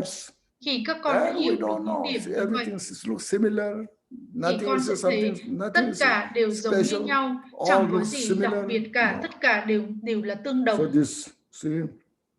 So here saying this, just example, it said. Ở đây là một cái ví dụ. We have the Buddha nature.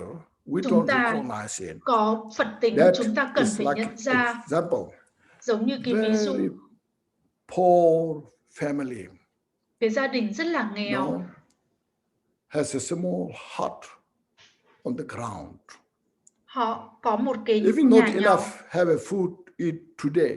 Và thậm chí không có đủ thức ăn để ăn. Họ rất là nghèo nàn. And there's a miner. Rồi có một cái người thợ mỏ. All this system of the jewels and gems, Người mà biết rất rõ về cái ngọc rồi châu báu thì họ biết rằng là ở dưới cái nền nhà của gia đình này có một cái kho tàng. And he or she comes there, introduce. Rồi họ đến và chỉ cho gia đình này phải đào cái nền đất lên và nói rằng là ở dưới đó là một cái kho tàng. Và người này nỗ lực đào và cuối cùng thấy được tất cả những cái châu báu ở dưới đó. Và người này nói, ôi bây giờ mình đã trở nên rất là giàu có vì mình tìm được cái kho tàng này. Và người này cũng không thể nhận ra được là mình giàu như thế nào. I have no food, no clothes. Mà trước đó thì What should I eat today, không có thức ăn, tomorrow? So ngày hôm nay always làm felt gì, like ngày that. mai làm gì. So we sentient beings are like this. Chúng sinh giống We như have vậy. not realized how Chúng much ta treasure we không have nhận ra within được us. những cái kho tàng mà chúng ta có. Chúng ta I'm suffering so much. Con luôn kêu ca là mình From khổ here, đau where quá should I nhiều. go? Từ đây con phải đi I đâu? don't have enough this, Con that. không có đủ cái này, con không có đủ cái kia. And then all these mental afflictions. Rồi những cái phiền não của chúng ta. We're so stressed. Chúng ta quá căng thẳng, chúng ta khổ đau. There's no real peace and happiness. Không có hạnh phúc và yên bình thực sự. So much. Without realizing Buddha nature không nhận ra được rằng Phật tính ở bên trong mình. This kind of wisdom. Chúng ta thiếu cái trí tuệ như vậy. Now you say this is first of all, you see, this is very hidden subject. Đây là một cái chủ đề. Our ordinary mind, cái tâm very trí difficult to see it. Thế tục của chúng ta rất khó để nhận ra được. Cho dù chúng ta được học hành rất là tuyệt vời, chúng ta cũng không nhận ra được. Very rich people, người rất là giàu cũng không thể nhận ra được. Chúng ta cần phải hiểu từ một điều rất là đơn giản. Nhìn xung quanh tất cả thế gian này, nhân loại, phi nhân loại, như súc sinh, những cái con côn trùng nhỏ, những con muỗi, những con bướm, the sea mammal in the ocean, there's some small teeny rồi insects. Trong đại dương có những cái con sinh vật rất là nhỏ. Don't like suffering. Chúng ta chả ai thích khổ đau cả. If there comes some little danger in their life, they run away, you see. Khi mà có bất cứ nguy hiểm nào đến gần, tất cả chạy xa, ai cũng không muốn khổ đau. Con không thích cái nỗi khổ đau này. This is nothing to your belief system. Cái điều này nó không phải là một cái hệ thống niềm tin. Whatever religion you believe doesn't matter. Dù tôn giáo nào con theo không quan trọng. Văn hóa nào của con cũng không quan trọng. Siêu vượt tất cả những sự khác biệt. Mà đơn giản, con không muốn khổ đau. You just want to get out of that suffering. Con chỉ muốn thoát ra khỏi khổ đau. Dù lớn hay nhỏ. Then, everybody desire peace and happiness. Và rồi ai cũng mong mỏi khát khao hạnh phúc yên bình. Thậm chí một cái người thô lỗ nhất ruthless person also desire for peace and happiness. Cũng mong mỏi hạnh phúc và yên bình. So look at this. Hãy nhìn vào cái điểm như vậy. Now how you can say this? Bây giờ các con có thể how you can explain about this? Con có thể giải thích nhiều như thế nào về điều này? Make sense? Look at this. The only is we can understand because the Buddha nature. Điều mà chúng ta có thể hiểu được là bởi vì chúng ta có Phật tính. Bản thân của Phật tính là hoàn toàn yên bình. Total joy. Hoàn toàn là an vui. Is unafflicted. Là sự không ô nhiễm. Because of that. Và bởi vì vậy, no matter how stupid we are, cho dù chúng ta có ngu xuẩn đến đâu đi chăng nữa, một cái nỗi nhục đau nhỏ đến về thể xác hay tinh thần, just immediate reaction, lập tức chúng ta phản ứng. Chúng ta muốn tránh xa khỏi cái nỗi khổ đau như vậy. Estrange, you know the word estrange? What's that mean? Estrange. You want to be distant from that. Con muốn tránh xa ra. Con muốn tránh ra khỏi cái nỗi khổ đau. Bởi vì là nó không phù hợp với cả cái Phật tính của con. Cái nỗi khổ đau như vậy. As soon as when there says even some afflicted peace. Thậm chí một cái an vui mà ô nhiễm con cũng thấy nó rất là tuyệt vời. No matter how much happiness you have, dù có bao nhiêu you hạnh phúc never con có, satisfy. con cũng không bao giờ thấy đủ Because cả. you have not actualized the total nature of the Buddha nature. Bởi vì con không hiện thực được quả vị Phật. No. When you become Buddha, khi con trở thành Phật, the perfection of the peace and happiness. Thì sự yên bình, hạnh phúc tuyệt hảo sẽ có. Make sense? So these are the very important point. Đấy là cái điều quan trọng. Tại sao chúng ta cần học và thực hành thuyết giảng của Đức Phật? Đấy không phải là một thứ tôn giáo, không phải một hệ thống niềm tin.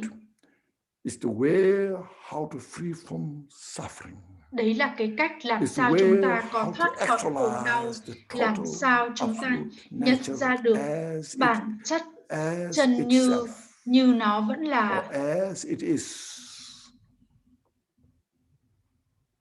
So that's why I say we have the Buddha nature. Chúng ta có Phật tính. Now say how it obscured, you see, Rangchukuri and Mashempa, without realizing oneself không as nhận the ra được Dhammakaya. thân hiện thân này là pháp thân. Ignorance. What happened was, you see, as soon as when we have this 5 aggregates, this khi mà chúng ta có 5 uẩn này, sắc, then there is, you see, thân, we have this self-grasping. Khi mà chúng ta có sự bám chấp vào bản ngã, rồi những cái tâm thức, then there are how many? There are 5 consciousness. Có 5 tâm thức. The eye consciousness, nhãn thức, ear consciousness, nhĩ thức, nose consciousness, the tongue consciousness, body consciousness. Tâm thức và when these thức của thân thể, 5 consciousnesses, cái thức này, they project the 5 nó phản chiếu object, 5 cái cảnh trần, form, the eyes consciousness, mắt, the object cái is the form, nhĩ thức thì sound, nó bắt lấy một cái smell, cái tướng dạng, taste, rồi thì âm touch. thanh, rồi thì mùi vị, rồi thì xúc giác, rồi thân thể is the main one that these 5 consciousnesses, when they experience these relation to these 5 objects, give the message to the mind. Rồi truyền lại cái thông điệp cho cái tâm trí. The mental consciousness, rồi cái thức tinh thần sẽ trở thành là con thích, con không thích. And then there comes the Người, the afflicted consciousness. Rồi những cái tâm thức ô nhiễm. That is this estimation, the self-grasping. Bởi vì bản chất vào bản ngã, con thích hay không thích.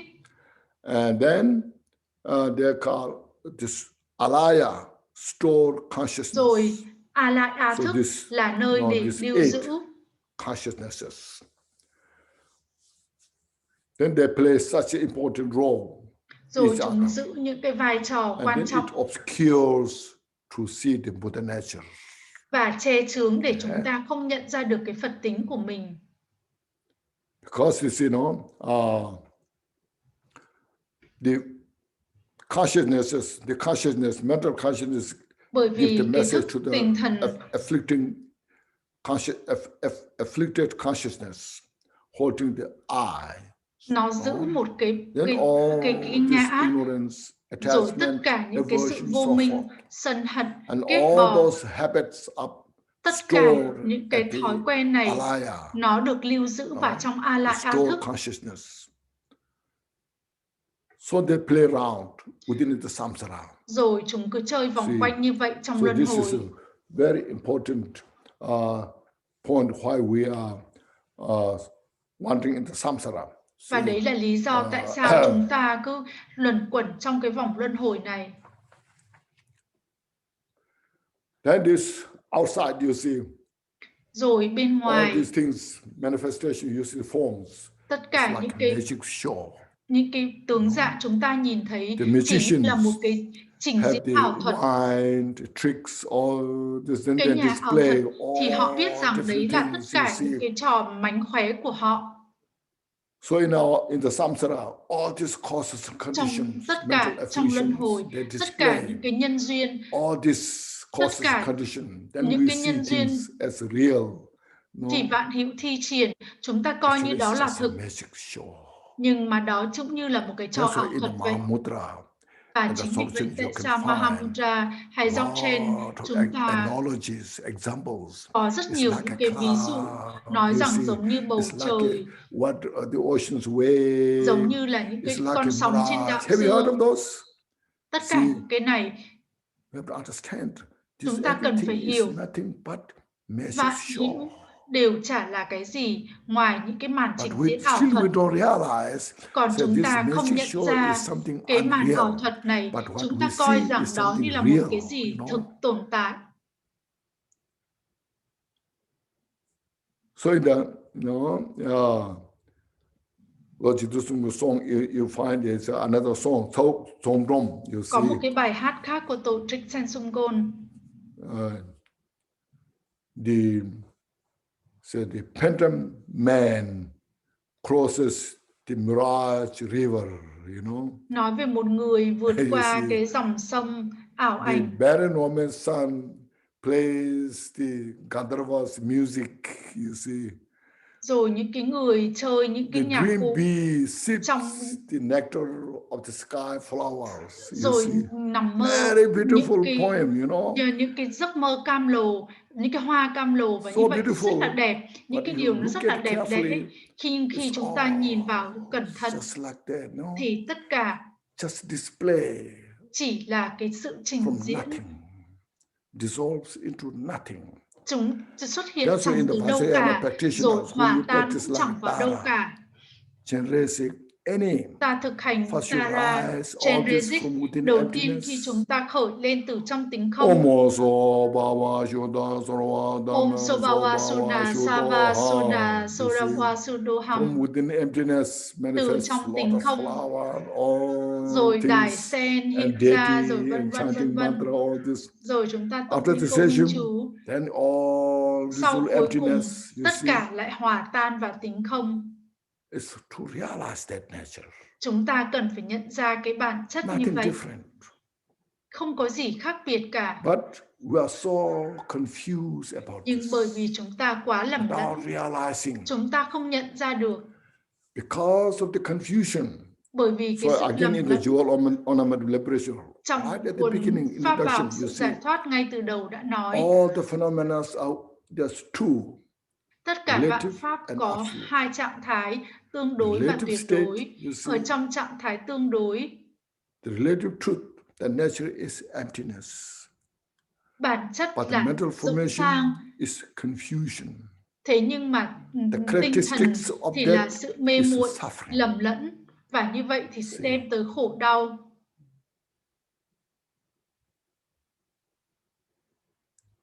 So this is very important, so no. Đấy là những cái điểm rất là quan trọng.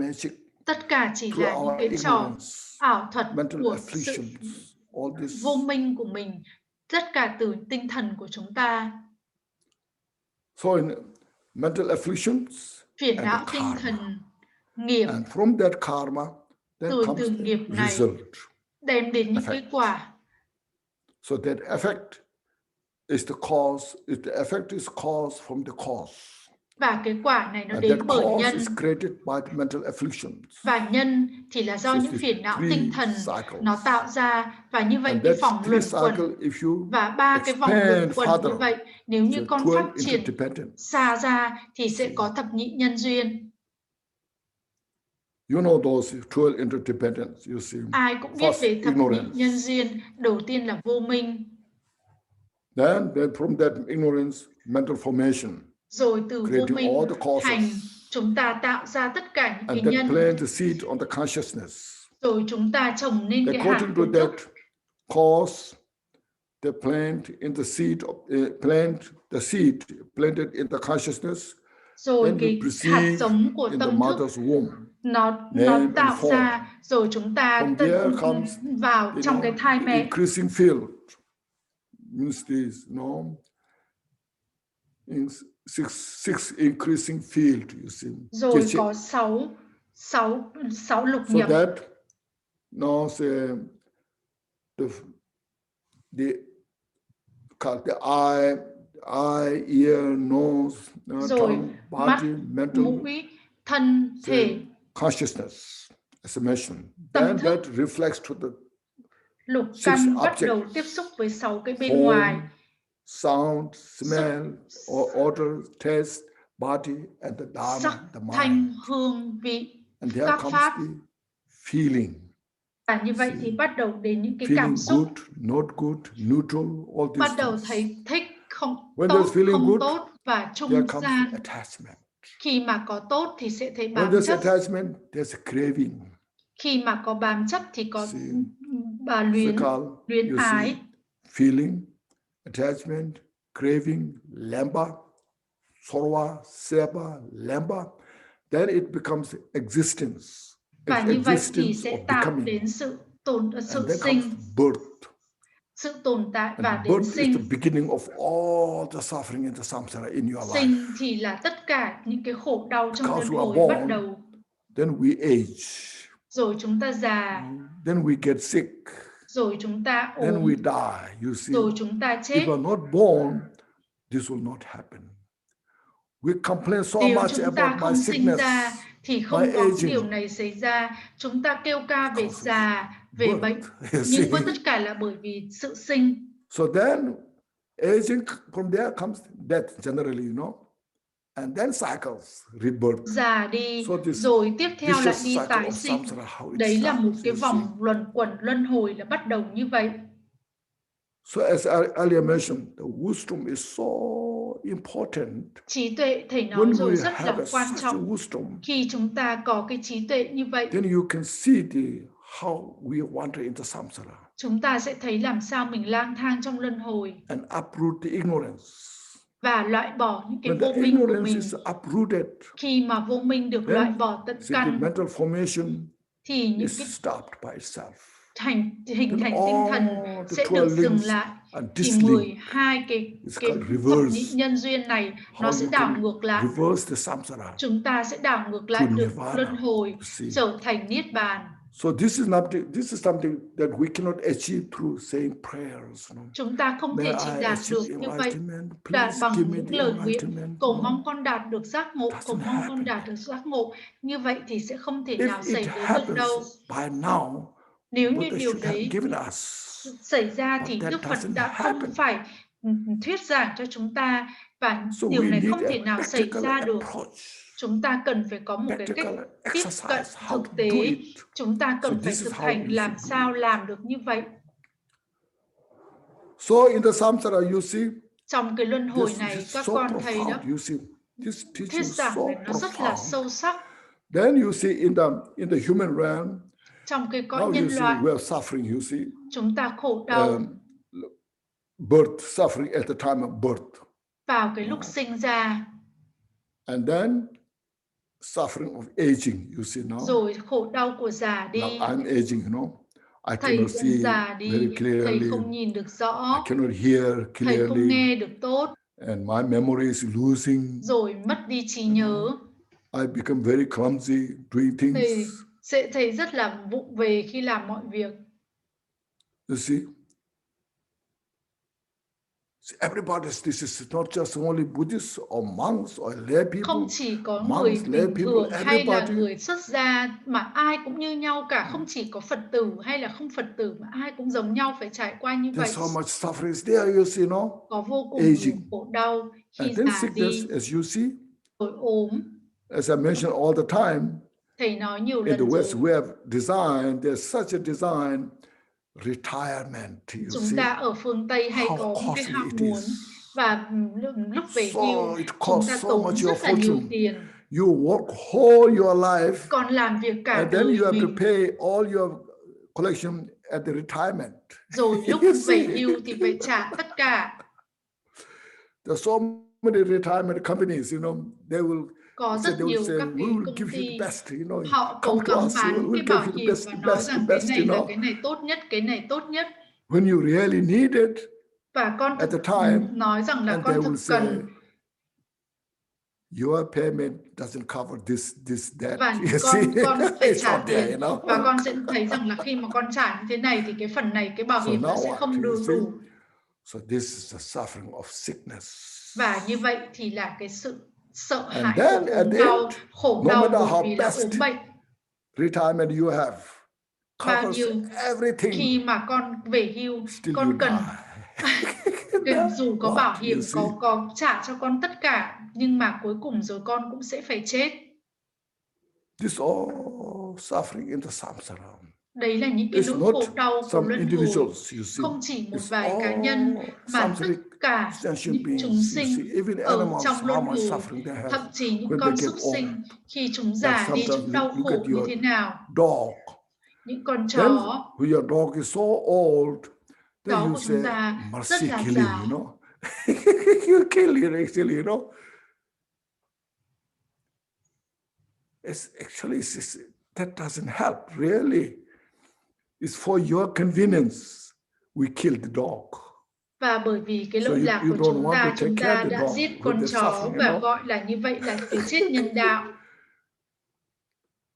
Your cat, your dog, you see, look at con these chó, things. Con mèo của các con. Everybody is still going through this. That's why ai cũng phải trải qua như vậy. Cho nên thầy nói là thuyết giảng của Đức Phật không phải là một tôn giáo, không phải là một cái vấn đề về văn hóa. Đội những cái mũ thật to, ngồi trên cái ngai tòa thật cao, rồi có những cái lọc, những cái ô.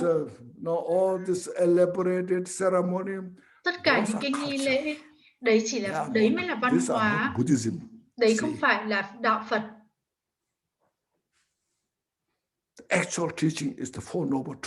Thực giảng của thuyết giảng là 4 tướng diệu đế, là bồ đề tâm, là tính không.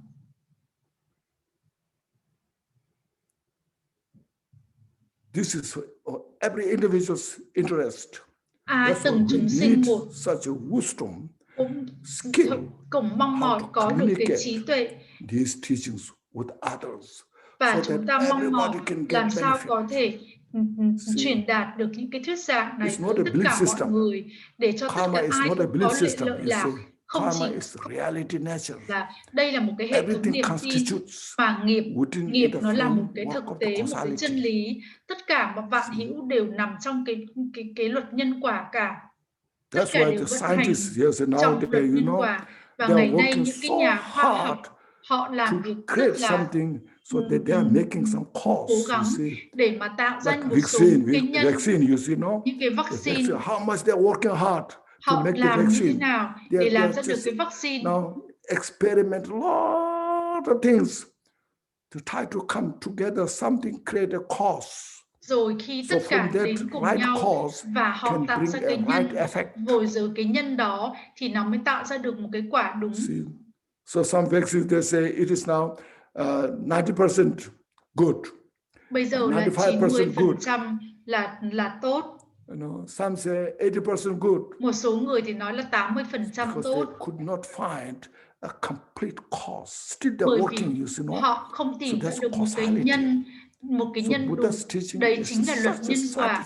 Cho nên Đức Phật thuyết một cách rất là khoa học từ cái quan điểm của tâm trí. Đức Phật đã nắm bắt được toàn bộ tâm trí của từng chúng sinh một, bởi vì người đã nhận thức ra chính mình, nhận thức ra hoàn toàn. Tâm thức nó là tâm trí là một cái gì rất phức tạp. Thầy luôn nói như vậy. Không ai có thể tìm được cái tâm trí từ máy móc cả. Dù cái máy đó nó có phức tạp đến đâu, nó cũng không thể nào thấy được tâm trí. Chỉ có thực hành tinh thần. Nhờ có thực hành tinh thần mới có thể hiểu được tâm trí, chứ không phải bằng bằng những cái máy móc, bằng những cái vật chất mà có thể tìm And this is hiểu not a được. Buddhist belief. Đấy không phải là niềm tin It's của Phật reality tử, nature.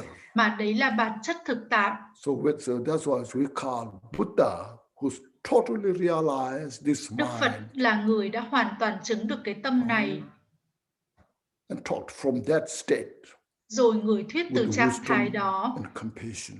bằng trí tuệ và sự bi mẫn. Buddha saw directly the cause of suffering. Người nhìn được trực And tiếp he cái nhân của explained khổ đau all about that. và người giải thích về toàn It's bộ. not a belief system. Đây không phải một hệ thống niềm It's the tin. reality check. Đây là bản chất, đây là chân lý Reality thực tại. approach. Đấy là một cái cách So tiếp we cận should thực tại. always understand this. Chúng ta cần phải luôn luôn hiểu cái điều như vậy. The scientists, Những nhà khoa học are really good. They are going the right direction. Họ rất là But đúng, they have not họ fully đi đúng hướng, realized yet. nhưng mà họ vẫn chưa là They những have cái người long way to go. chứng ngộ, cho nên còn rất nhiều con đường để phải đi. For Buddha's life story, you see, Cuộc đời của Đức Phật, from a most luxurious lifestyle, từ một cái đời then he sống went vô to cùng retreat xa for hoa, 6 người đi years. nhập thất trong vòng Ascetic 6 life, năm, you see, trong cuộc sống meditated. khổ hạnh, người thiền. His meditation is like said, like the space is called space-like meditation. Giống như thiền về không gian. Space is infinite. And Bầu Buddha không achieved gian that thì state. vô biên. From that state, then Buddha attained the Từ cái enlightenment. trạng thái này thì Đức Phật đã đạt được giác So ngộ. we all have responsibility Chúng ta ai cũng có trách to nhiệm understand this and để practice hiểu this và thực and hành, maintain the Dharma teachings. rồi Not giúp cho not giáo as a pháp culture system. trường tồn. Đấy không phải là một cái văn hóa.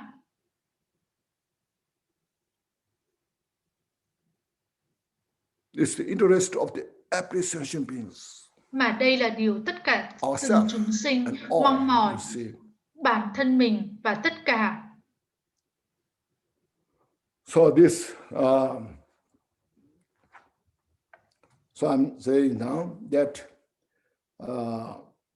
let's mention now the 12 interdependent link is just only in the human realm. 10 thập nhị nhân duyên chỉ có ở trong cõi nhân loại, còn cõi explain all the 12 interdependent. Còn cõi thiên và cõi súc sinh connected to the human realm. Chỉ có liên hệ cho cái cõi mother's birth. Cõi nhân loại. As other mentioned suffering in the hell realm, you can look at the suffering of the hell realm. Trong cái cõi địa ngục chúng ta nhìn vào khổ đau của cõi địa ngục, cõi ngạ quỷ nhìn vào khổ đau của cõi ngạ quỷ.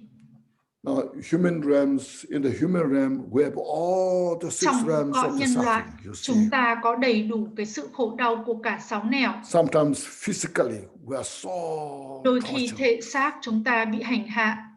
So like a hell realm. Giống như là ở trong địa ngục. In the human realm, you can see nowadays. Ngày nay chúng ta có thể nhìn thấy trong cõi starving to death. Những người mà bị suffering from the famine, cho đến chết, wars.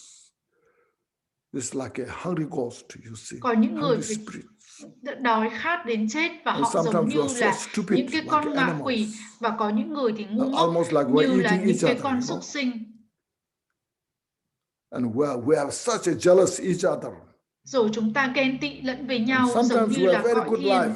Khi chúng ta đã có đời sống rất tốt như là ở trên cõi thiên rồi. You have good health, có sức khỏe tốt, nhà tốt, and good wife and husband. Có những người vợ chồng sitting tốt, outside in ngồi ở bên ngoài. Such a umbrella. Có những cái ô che rất là tuyệt vời. Delicacy you have.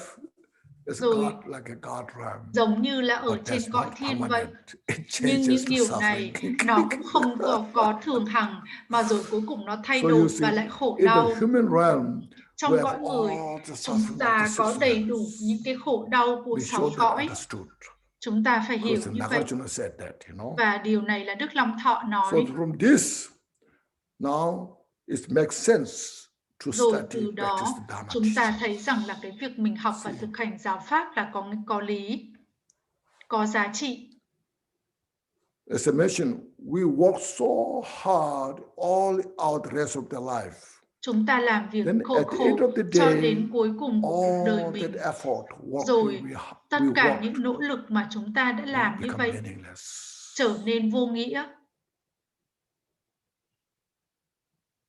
When we work, you see, Khi chúng even ta đi sometimes làm, we don't get breakfast because we are getting late. chúng ta không có So ăn I nổi bữa pass my sáng breakfast. bởi vì chúng ta sợ Sometimes đi I làm pass muộn. my lunch. Đôi khi chúng ta bỏ qua bữa ăn trưa của mình. If I don't work, Nếu như I'll con be không làm, out of my job. con sẽ bị đuổi việc. So I have to risk a lot of things to keep my job. Con phải làm To tất make cả để giữ cái công money. việc của mình. To sometimes risk my health. Đôi khi còn phải nguy hiểm cả But đến then sức at the khỏe end của of the mình. day, Nhưng rồi cuối what cùng you get, còn có được cái gì nào? we age and we Ta die. già đi. But if we have studied, Còn practiced nếu như Dharma chúng ta học teachings, và thực hành giáo pháp, then you age with the dignity. còn già đi You trong cái sự die thanh with tịnh, the dignity. còn chết đi You trong cái age sự thanh without tịnh. fear. Chúng ta không You có nỗi sợ die hãi, without fear. chết đi cũng không có sợ hãi. See? Because we are touching to our Buddha nature. Bởi vì chúng ta đã chạm vào cái Phật tính More của you mình. close your Buddha nature, Chúng ta càng đến gần được Phật tính của mình, then less fear. chúng ta sẽ có ít nỗi sợ Because hơn. that's your absolute refuge. Đấy là nơi quy y tuyệt đối của Your con. absolute refuge is the Buddha nature.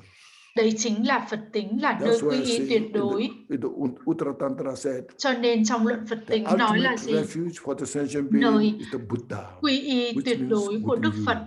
Đấy là But đấy là as Phật we are in the tính nằm ở dualistic state, trong con. first we have to Bởi look vì at the chúng Buddha ta as something like có cái sự outside phân biệt there. nhị nguyên, cho nên chúng ta nghĩ là We Đức have Phật a là một historical cái gì Buddha. ở bên ngoài, cho nên chúng ta cần phải có một Historical Đức Phật. Buddha who taught the Dharma teachings. Đức Phật We thuyết take pháp cho refuge in chúng that. ta.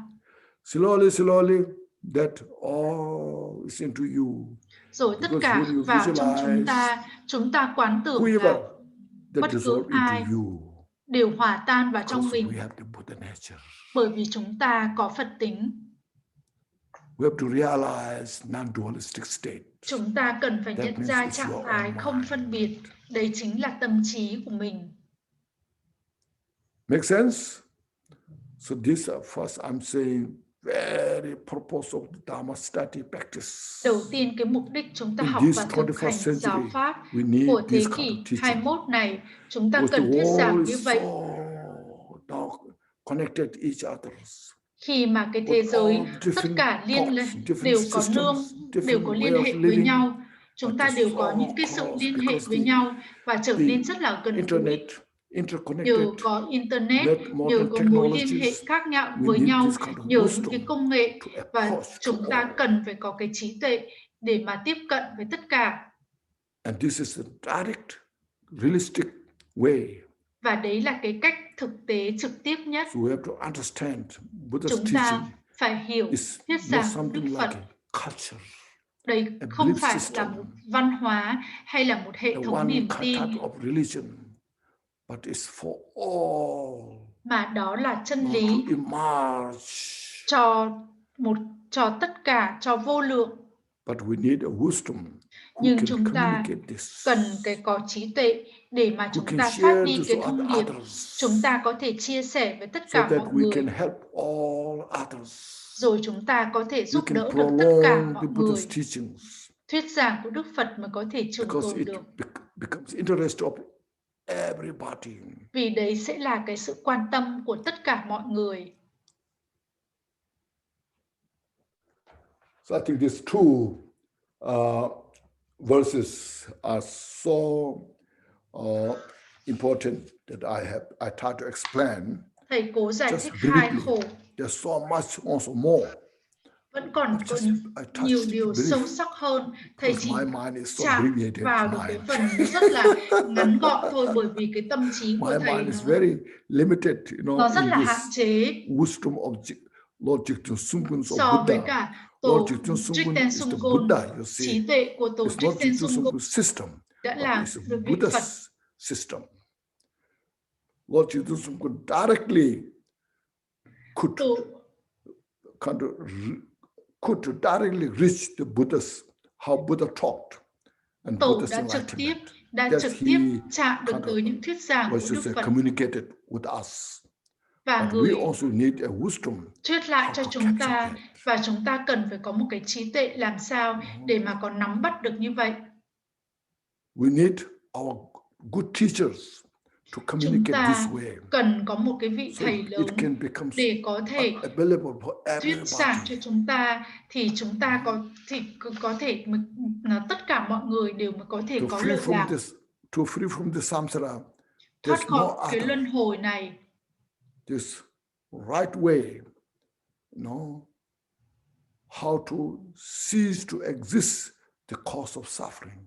Đấy là cái cách nhìn làm sao thấy được cái nhân của khổ đau, nhân của hạnh phúc và yên bình một cách trực tiếp. Đức Phật đã thuyết ngay từ đầu là loại bỏ tất cả những hành động bất thiện lành và kết vào những hành động thiện lành, rồi hàng phục tâm trí mình. Đấy là thuyết giảng của Đức Phật. So it kind of discards all the others, what you say, culture systems. Và như vậy đối với những cái hệ thống văn hóa thì systems, hay là những cái hệ thống. But mind is, as a musician, mind is such a profound. Tâm trí steps we should take. Nó rất là sâu sắc, chúng ta phải đi qua những cái từng bước. Nó không chỉ có nói là tính không, hay nó chỉ nói là chúng ta phải có đầy đủ những cái thông tin, rồi làm sao chúng ta có thể vén mở được. Và chính vậy, nó nói rằng là cái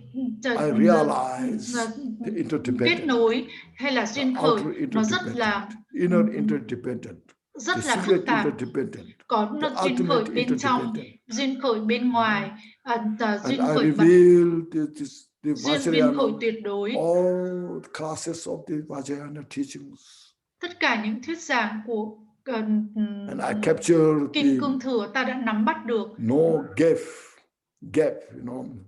Và between meditation and non-meditation.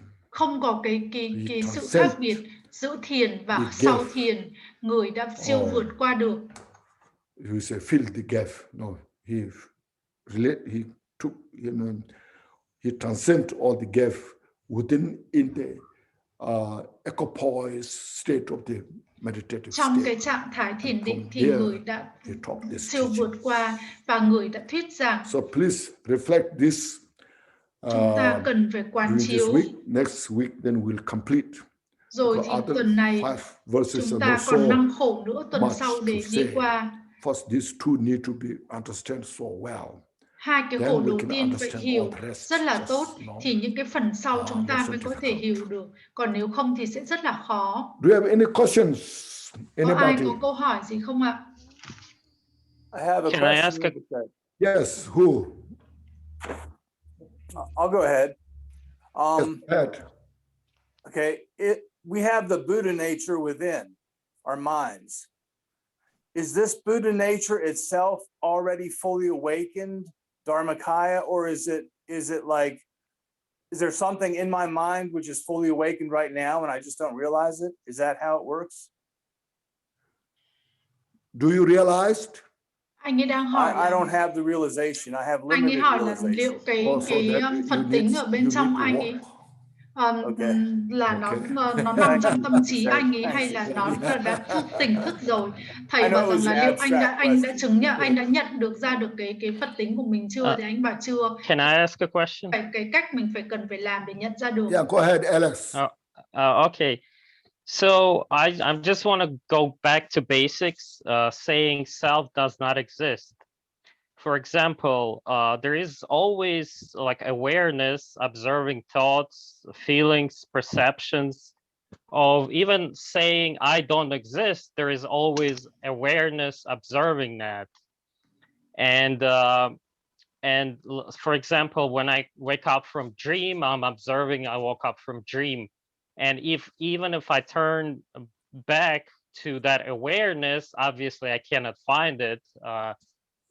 I cannot touch it, but there is always still this observer of even of thoughts, feelings, perceptions. So it's always there. So I'm kind of a little bit confused. What does it mean self does not exist? That's Thì muốn hỏi là về cái ngã nó không tồn tại. Yes. Khi trong mơ thì anh ấy thấy rằng là mọi thứ như vậy, khi tỉnh dậy rồi thì tại sao vẫn thấy là cái giấc mơ nó vẫn như thực, thì thầy ở đấy mới gọi là cái sự mê muội lầm lẫn là như vậy. Chính là cái sự lầm lẫn mê muội nó nằm ở đấy. You as I mentioned, everything is interdependent. Vạn hữu thì đều là trong cái mối liên hệ với lẫn nhau. That feeling comes from many causes and conditions. Những cái cảm giác mà anh có được trong mơ thì nó đến bởi rất nhiều nhân và duyên. Okay. When you drink a cup of tea, it's not just a cup of tea. Cái cốc chè không chỉ có cốc chè không. It created. Mà được làm bởi. With many causes and conditions. Rất nhiều nhân và duyên khác. If you investigate, nếu như mà phân tích all ra of this, tất cả, then you cannot find sẽ không thể nào tìm thấy được entity. một cái thực thể nào tồn tại độc lập được cả. Right, but I'm still observing. Now, just you know, that cup of the tea is selflessness. Và cái cốc chè đó it nó depends vô ngã, on many causes and conditions. mà nó tập hợp bởi nhiều nhân duyên. So you are experiencing of the drinking cup of tea. Nếu mà con có trải nghiệm về cái cốc chè, mà không phải con trải nghiệm về cái ngã, mà bởi vì con trải nghiệm bởi cái ngã của cái cốc chè đó, mà bởi vì con trải nghiệm là bởi vì tất cả những nhiều nhân và duyên hợp lại. Self does not exist. As I'm saying self does not exist, I'm observing the me saying self does not exist. As I'm observing cup made of causes and conditions, I'm still observing someone saying this. There is always this observer there, no matter if I'm talking to you or asking questions. The observer is still there. Obviously, I cannot find the observer, but the observer, yeah. So that's what I mean, interdependent. You have to understand the interdependent philosophy well. If there's no object, there's no observer. Vẫn thấy rằng là có there's một something thầy is there, you're observing. Và một người đang hỏi thầy, thì thầy bảo như vậy là anh cần phải học về duyên khởi rất nhiều. Chả có cái gì để chẳng có ai ở đấy để quan sát cả. Just look at your nose. You see.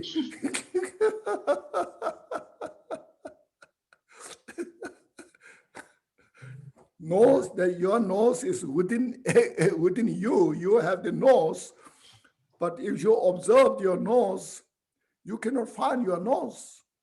Con có một but cái still mũi. You have the nose. Cái mũi đó con nghĩ là nó tồn tại, nhưng khi con quan sát về cái mũi thì cái mũi đó nó không thực tồn tại trong con. But it's not saying that I understand the actual nose is not there, but you also mentioned pure awareness wisdom is there. So does that mean it doesn't exist? And you said if I'm free from grasping to self, so who is that I? I'm not saying there is I should be observed, and there is like observer and observed, but just I is just in it aware, just like aware is still kind of I guess yeah, I'm confused. Yes, you're confused. Sau khi một hồi anh này anh hỏi một hồi thì chính bản thân anh cũng cảm thấy rằng là anh ấy lẫn lung tung là liệu có cái ngã hay không có ngã, bởi vì là anh nói rằng là vô ngã, nhưng mà lại cuối cùng nó thành có ngã. Yeah.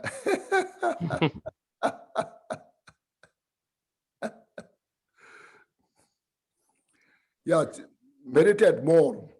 Not Cần just, phải thiền nhiều you cannot hơn. find all the solution Sẽ không through tìm thấy the được just tất cả few những cái words, giải pháp few kind of say, hearing. You have to practice for days and months and years. phải thực hành ngày qua ngày, tháng qua tháng, năm qua năm. You practice under good guidance with good teacher. Phải thực hành với một người thầy get tốt. The right instruction.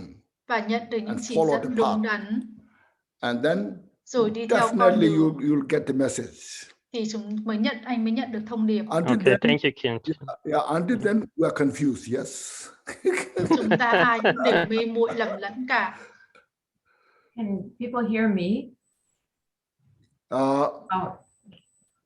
Yes. Well. Okay. I thought maybe his confusion was Caring, yeah, Jackson, yes. Yeah. I thought Alex's confusion could be in misinterpreting a sense of selflessness with a loss of individuality. Like when I know the Buddhist texts write that an individual has awareness. It's not just that there simply is awareness. Yes. And then, but selflessness is a different, as you described here. So. Yes. As you mentioned, His confusion. Yes, stubbornness. Yes, stubbornness is what it means. Chị nói về cái sự nhận thức và cái vô ngã. You are so ingrained within the confusion, cái sự bướng bỉnh and nó very difficult to uncover that.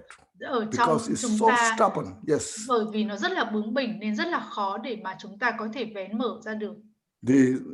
We are so our habit is totally deeply rooted. Những cái thói quen tập khí của chúng ta nó quá dày, chúng ta rất là khó để mà thoát ra được. Practice meditations, yes. It's not just some solution. Đấy không chỉ là một cái giải pháp nào khác cả. Cho nên thầy mới nói rằng là có rất là ít người có thể thoát ra được khỏi cái luân hồi này. Isn't it right that we speak of the individual, or the Buddhists speak of the individual that doesn't exist from its own end? As I mentioned, it's interdependent. It's interconnected. All are so interconnected, interdependent. If there's no one, or that one is because of the many. Và tất cả many không are chỉ một collection of one. Một. So there's neither one nor many. So all is là cái what tập we are hợp talking của about. tất We cả. are talking Cho about nên in the dualistic state. Chúng ta nằm trong cái sự phân biệt nhị nguyên. Rinpoche, are there iconical representations for each of the 7 tars like there are for the 21 tars? Yes. 7 Tara. Anh ấy đang hỏi là 7 mẹ hiền Tara có phải là đại diện cho 21 và Tara không? Your 7 mental confusion. 7 cái mẹ hiền Tara là 7 cái phiền não tinh thần của chúng ta, đại diện cho 7 cái phiền não tinh thần của chúng ta. And the 7 mental confusions, can we find that in the enumeration that was accompanied in the Jewel Ornament of Liberation? Trong pháp bảo của sự tái tháp có không? You have to understand from there are 7 walls, so to purify 7 walls outer. Có 7 cái pháp bên ngoài để chúng ta phải tịnh hóa. Mental afflictions. Rồi 6 cái phiền não tinh thần. So to purify these 6 mental afflictions. Tịnh hóa được 6 cái phiền não tinh thần. 6 or 7, 7 mental afflictions. 7 phiền não tinh thần. 7 these 7 taras, just a thought as a representation of the purification of our mind. Thì 7 mẹ hiền Tara đại diện cho sự But tịnh hóa tinh don't thần worry của about chúng those ta. things. Just look at your mind and purify.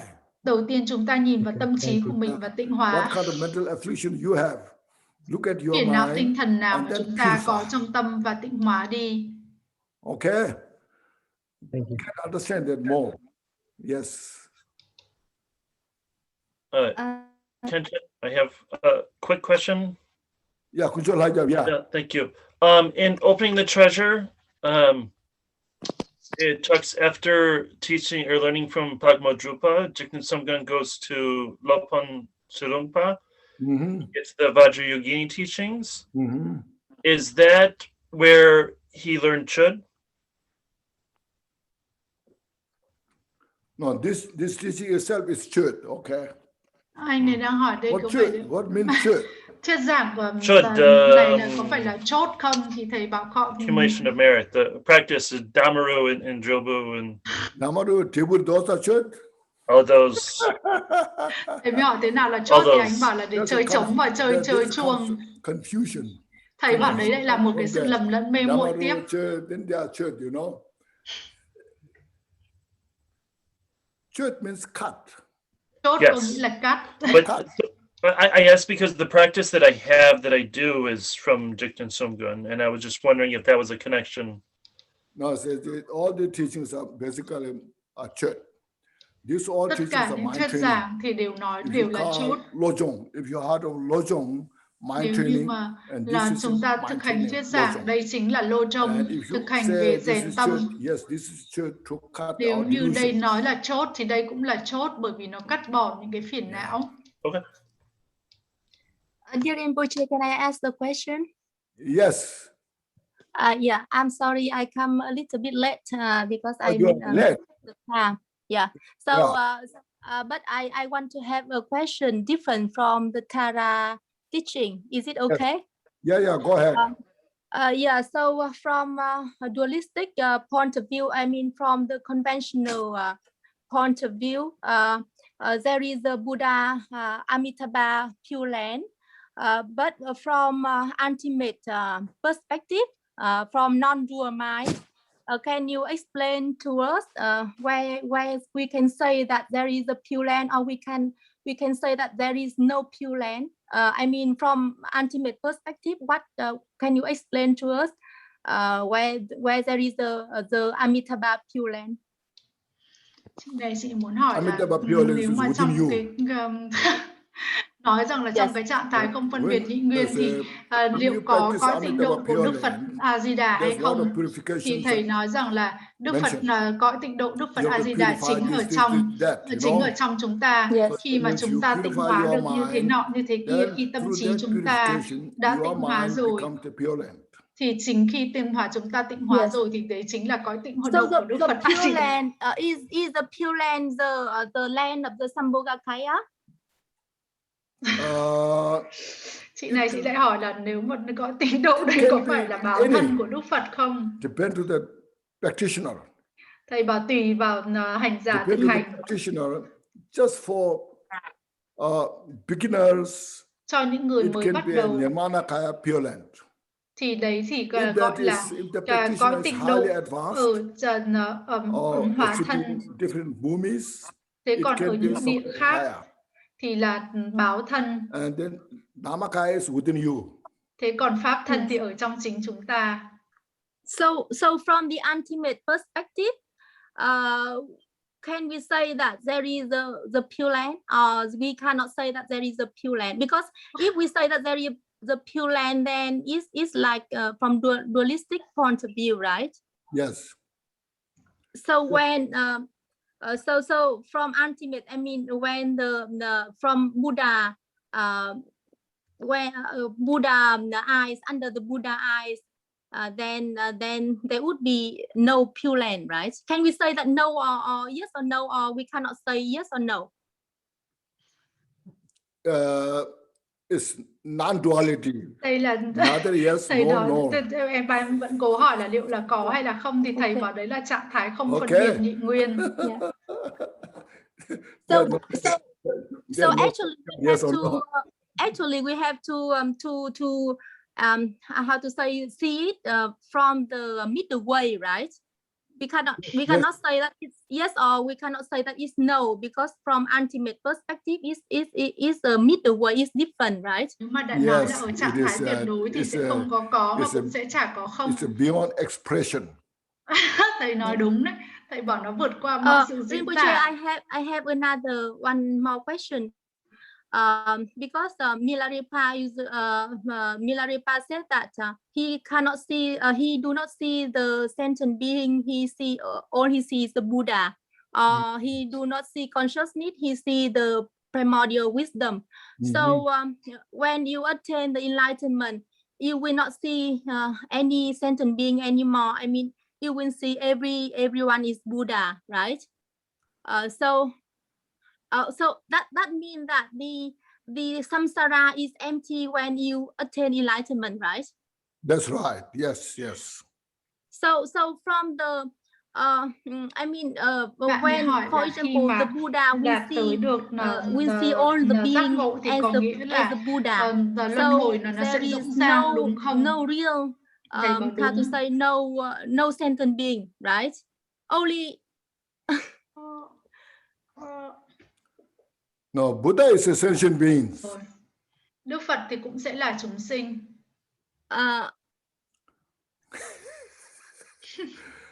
Enlightened sentient beings. Những chúng sinh giác ngộ.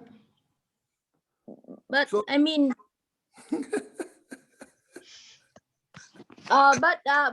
because when you get enlightenment, there is no sentient being to get benefit, to get compassion from. So I mean, under the Buddha eyes, there is no sentient beings. So how the world, I mean, how the Buddha still appear to benefit sentient beings? How the compassion still, appear to benefit sentient beings? Because under Buddha eyes, there is no sentient being. In a Buddha's eye, every sentient beings are enlightened. Chúng sinh trong cái trạng thái tuyệt đối, nhưng mà thầy nói đấy là trạng thái khi mà chúng sinh, đấy là toàn chúng sinh giác ngộ. Sentient beings have not revealed. Nhưng bởi vì chúng sinh chưa vén mở được giác ngộ, Buddha gives teaching, cho nên Đức Phật thuyết giảng to uncover để the vén mở enlightenment. Giác ngộ. That's how Buddha taught the teachings. Và chính vì vậy tại sao Đức Phật thuyết pháp? So don't think one-sided. Thầy nói là đừng nghĩ về một phía. Vì bạn này bạn nói, bản thân em cũng không biết dịch như thế nào, bởi vì nghe nó cũng hoàn toàn là nó về một phía nhiều quá.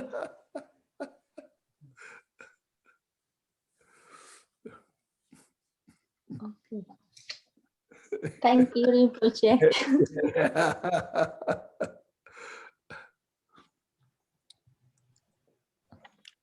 Thank you, Rinpoche. Yeah, no, that's good. So please practice Dhamma, okay?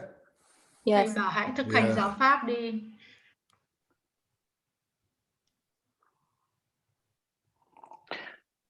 Dear Lama. Yes, Mr. Martin. I have many questions. Sure, you have a lot of questions. Yes, sorry about it. Yes. First, about alaya. Is alaya one for all beings? It's or just yes, it's a question. Is alaya is one for all sentient beings? Alaya is all sentient beings. They have their own alayas. Có alay á thức không thì thầy nói alay á thức cho tất cả chúng sinh. Every sentient beings have a personal alaya, or it's one, like a one, I don't know, something. Anh ấy hỏi rằng là liệu alay á thức cho tất cả chúng sinh sẽ giống như nhau, hay là một cái alay á thức and include all beings.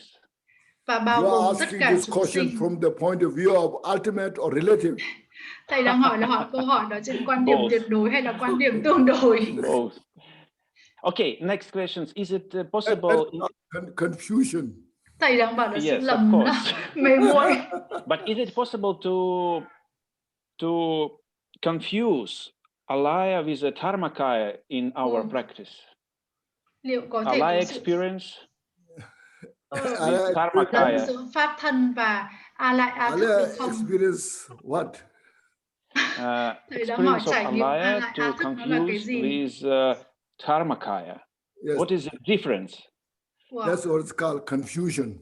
Yes. Anh hỏi sự I think these are khác biệt giữa a lại a impractical thức questions. và And also, và pháp thân. there's no any benefit about the question about your question. Thầy bảo chả có lợi lạc gì với cái câu hỏi của anh ấy cả. What you need is you just need to sit and practice the Dharma, you Là know. ngồi xuống và thực hành And then đi. will come slowly. Rồi dần dần mọi thứ nó sẽ tới. Okay, but after realization, if a practitioner get it, and after his body die,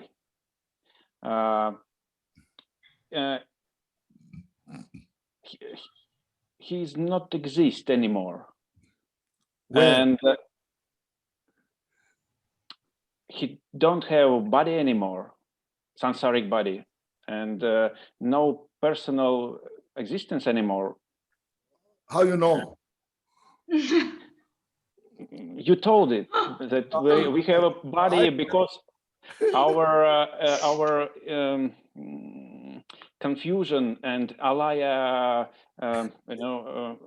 confused impressions, yes. And yes.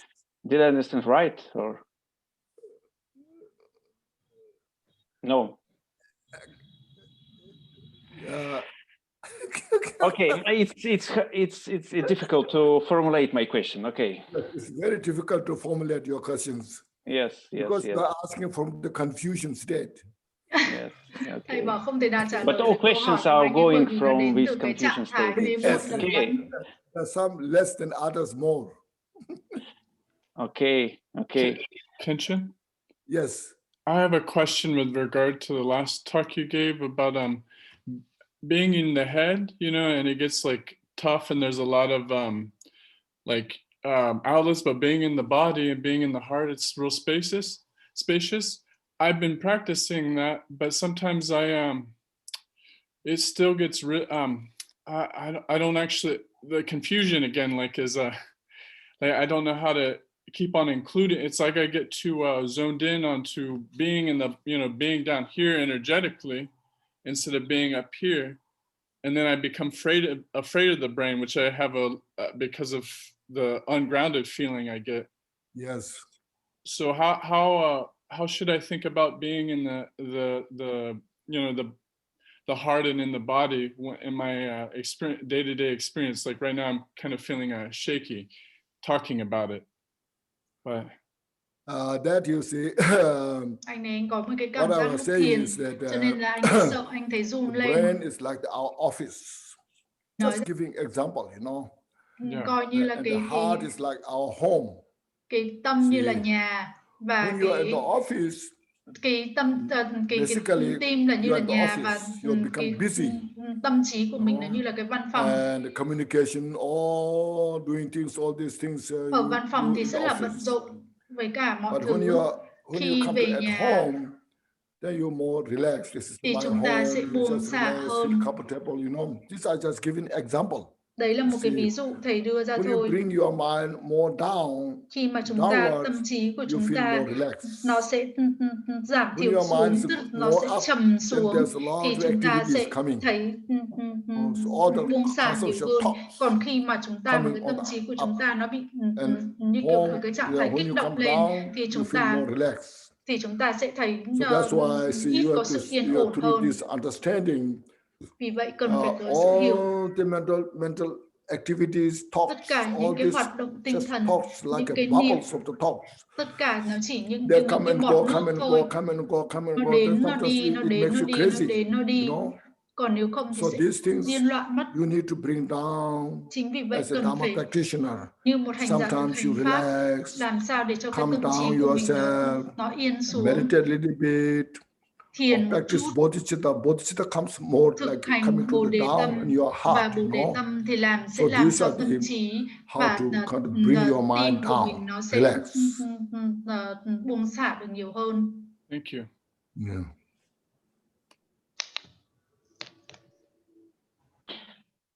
Can I ask more? Yes, what is your question now? From your confusion. Yes, I'm full of confusions. Yes. What's the difference between Tara, Dakini, and Yum of Buddha partners? This all synonyms. Okay. And okay. Next question is about interdependence. Yes, if we are talking about cause and effect interdependent, we it's like we perceive that cause is now and effect after that, it's future.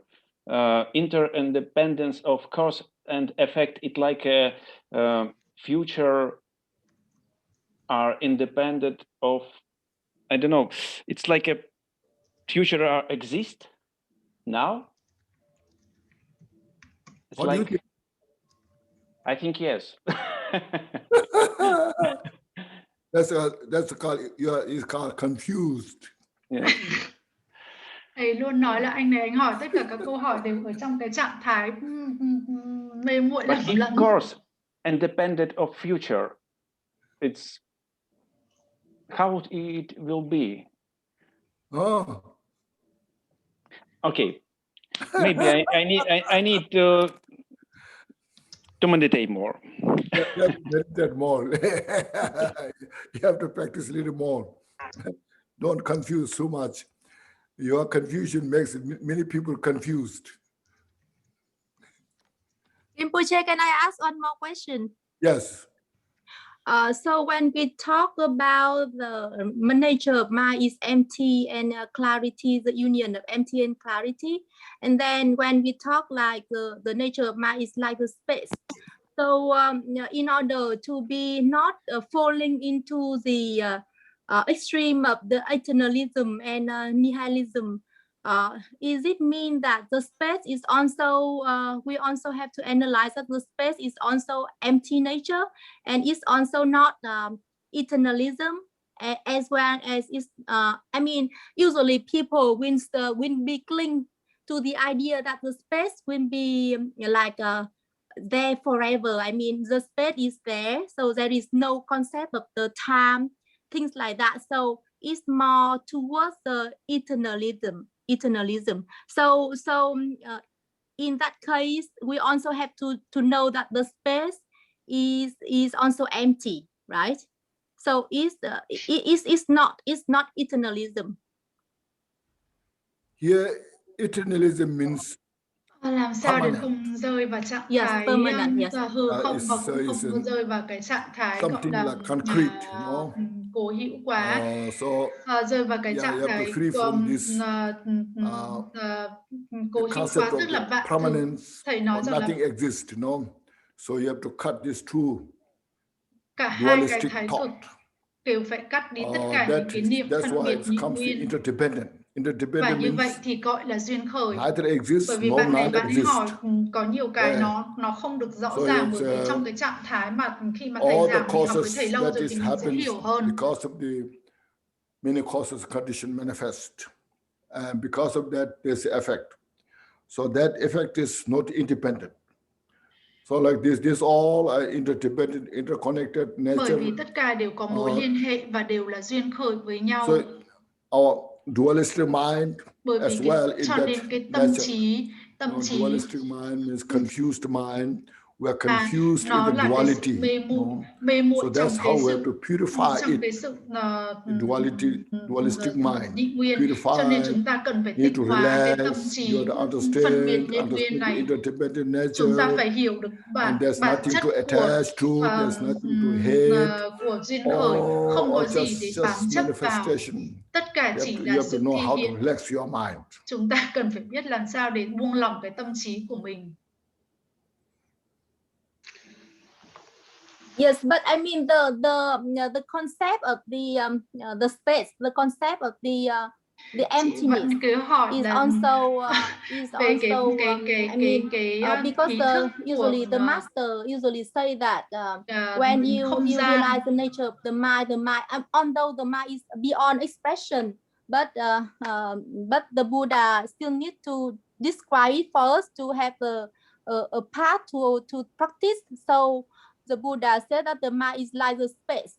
And with clarity, so is the union of the emptiness and clarity, and the mind is like space. So, but because for the space, we still have to. I mean, because now, obviously, I'm not realized. So I just approach into how to say the analytical point of view. So when we talk about the nature of the mind, is the union of the emptiness and the clarity, and is like the space-like nature. So the space is also not eternalism, right? The space is empty. So it's not there. I mean, the Dhammakaya is not eternalism. The Dhammakaya is we cannot say the Dhammakaya is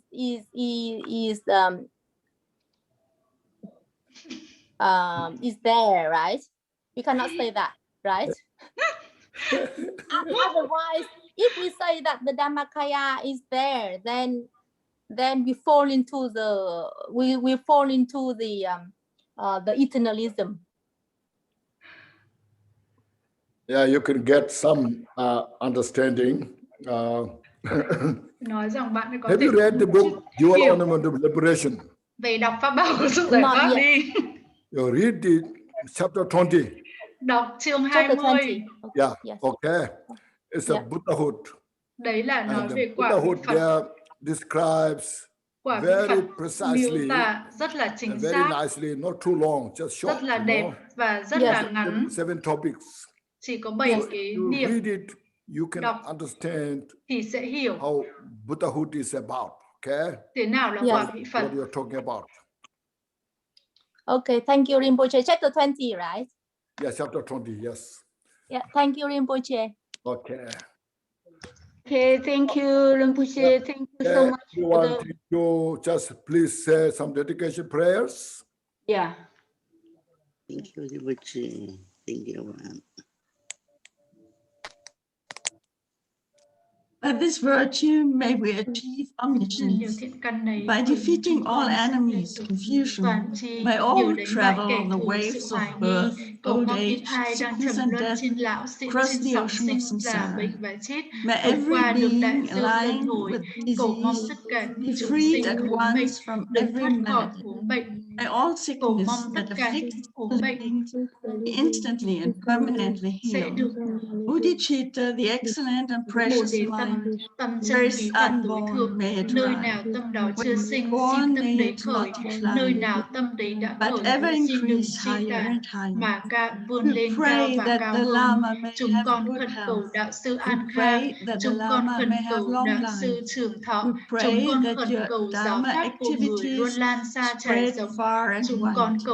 We pray that I may not be separated from you. As Manjushri, the warrior, realized the ultimate state, and as did Samantabhadra, we will follow in the path and fully dedicate all merit for all sentient beings.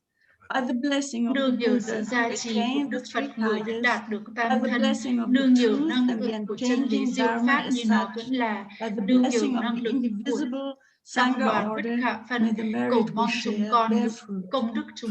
By the virtues collected in the three kayas, by myself and all being in samsara and nirvana, and by the innate root of virtue, may we and all sentient beings quickly attain unsurpassed, perfect, complete, precious enlightenment. May the teachings of the great Trigumpa Ratnashri, whose omniscient Lord of Dharma, Master of Interdependence, continue and increase through study, practice, contemplation, and meditation until the end of samsara. Thank you. Thank you, Rinpoche. Thank you so much. Thank you, Rinpoche. Yes, please take care. Profound teaching. Thank you. Thank you Yes. so much. Thank you so much, Kenchela, for the precious. Thank you, Set up Rinpoche. Kenchela. Thank you, Rinpoche. Thank you, Arama. Thank you, Kinta. Thank you, Kenchela. Thank you, Rinpoche. Don't forget, next time join to the teaching was the teaching. Okay? Thank you. Yeah.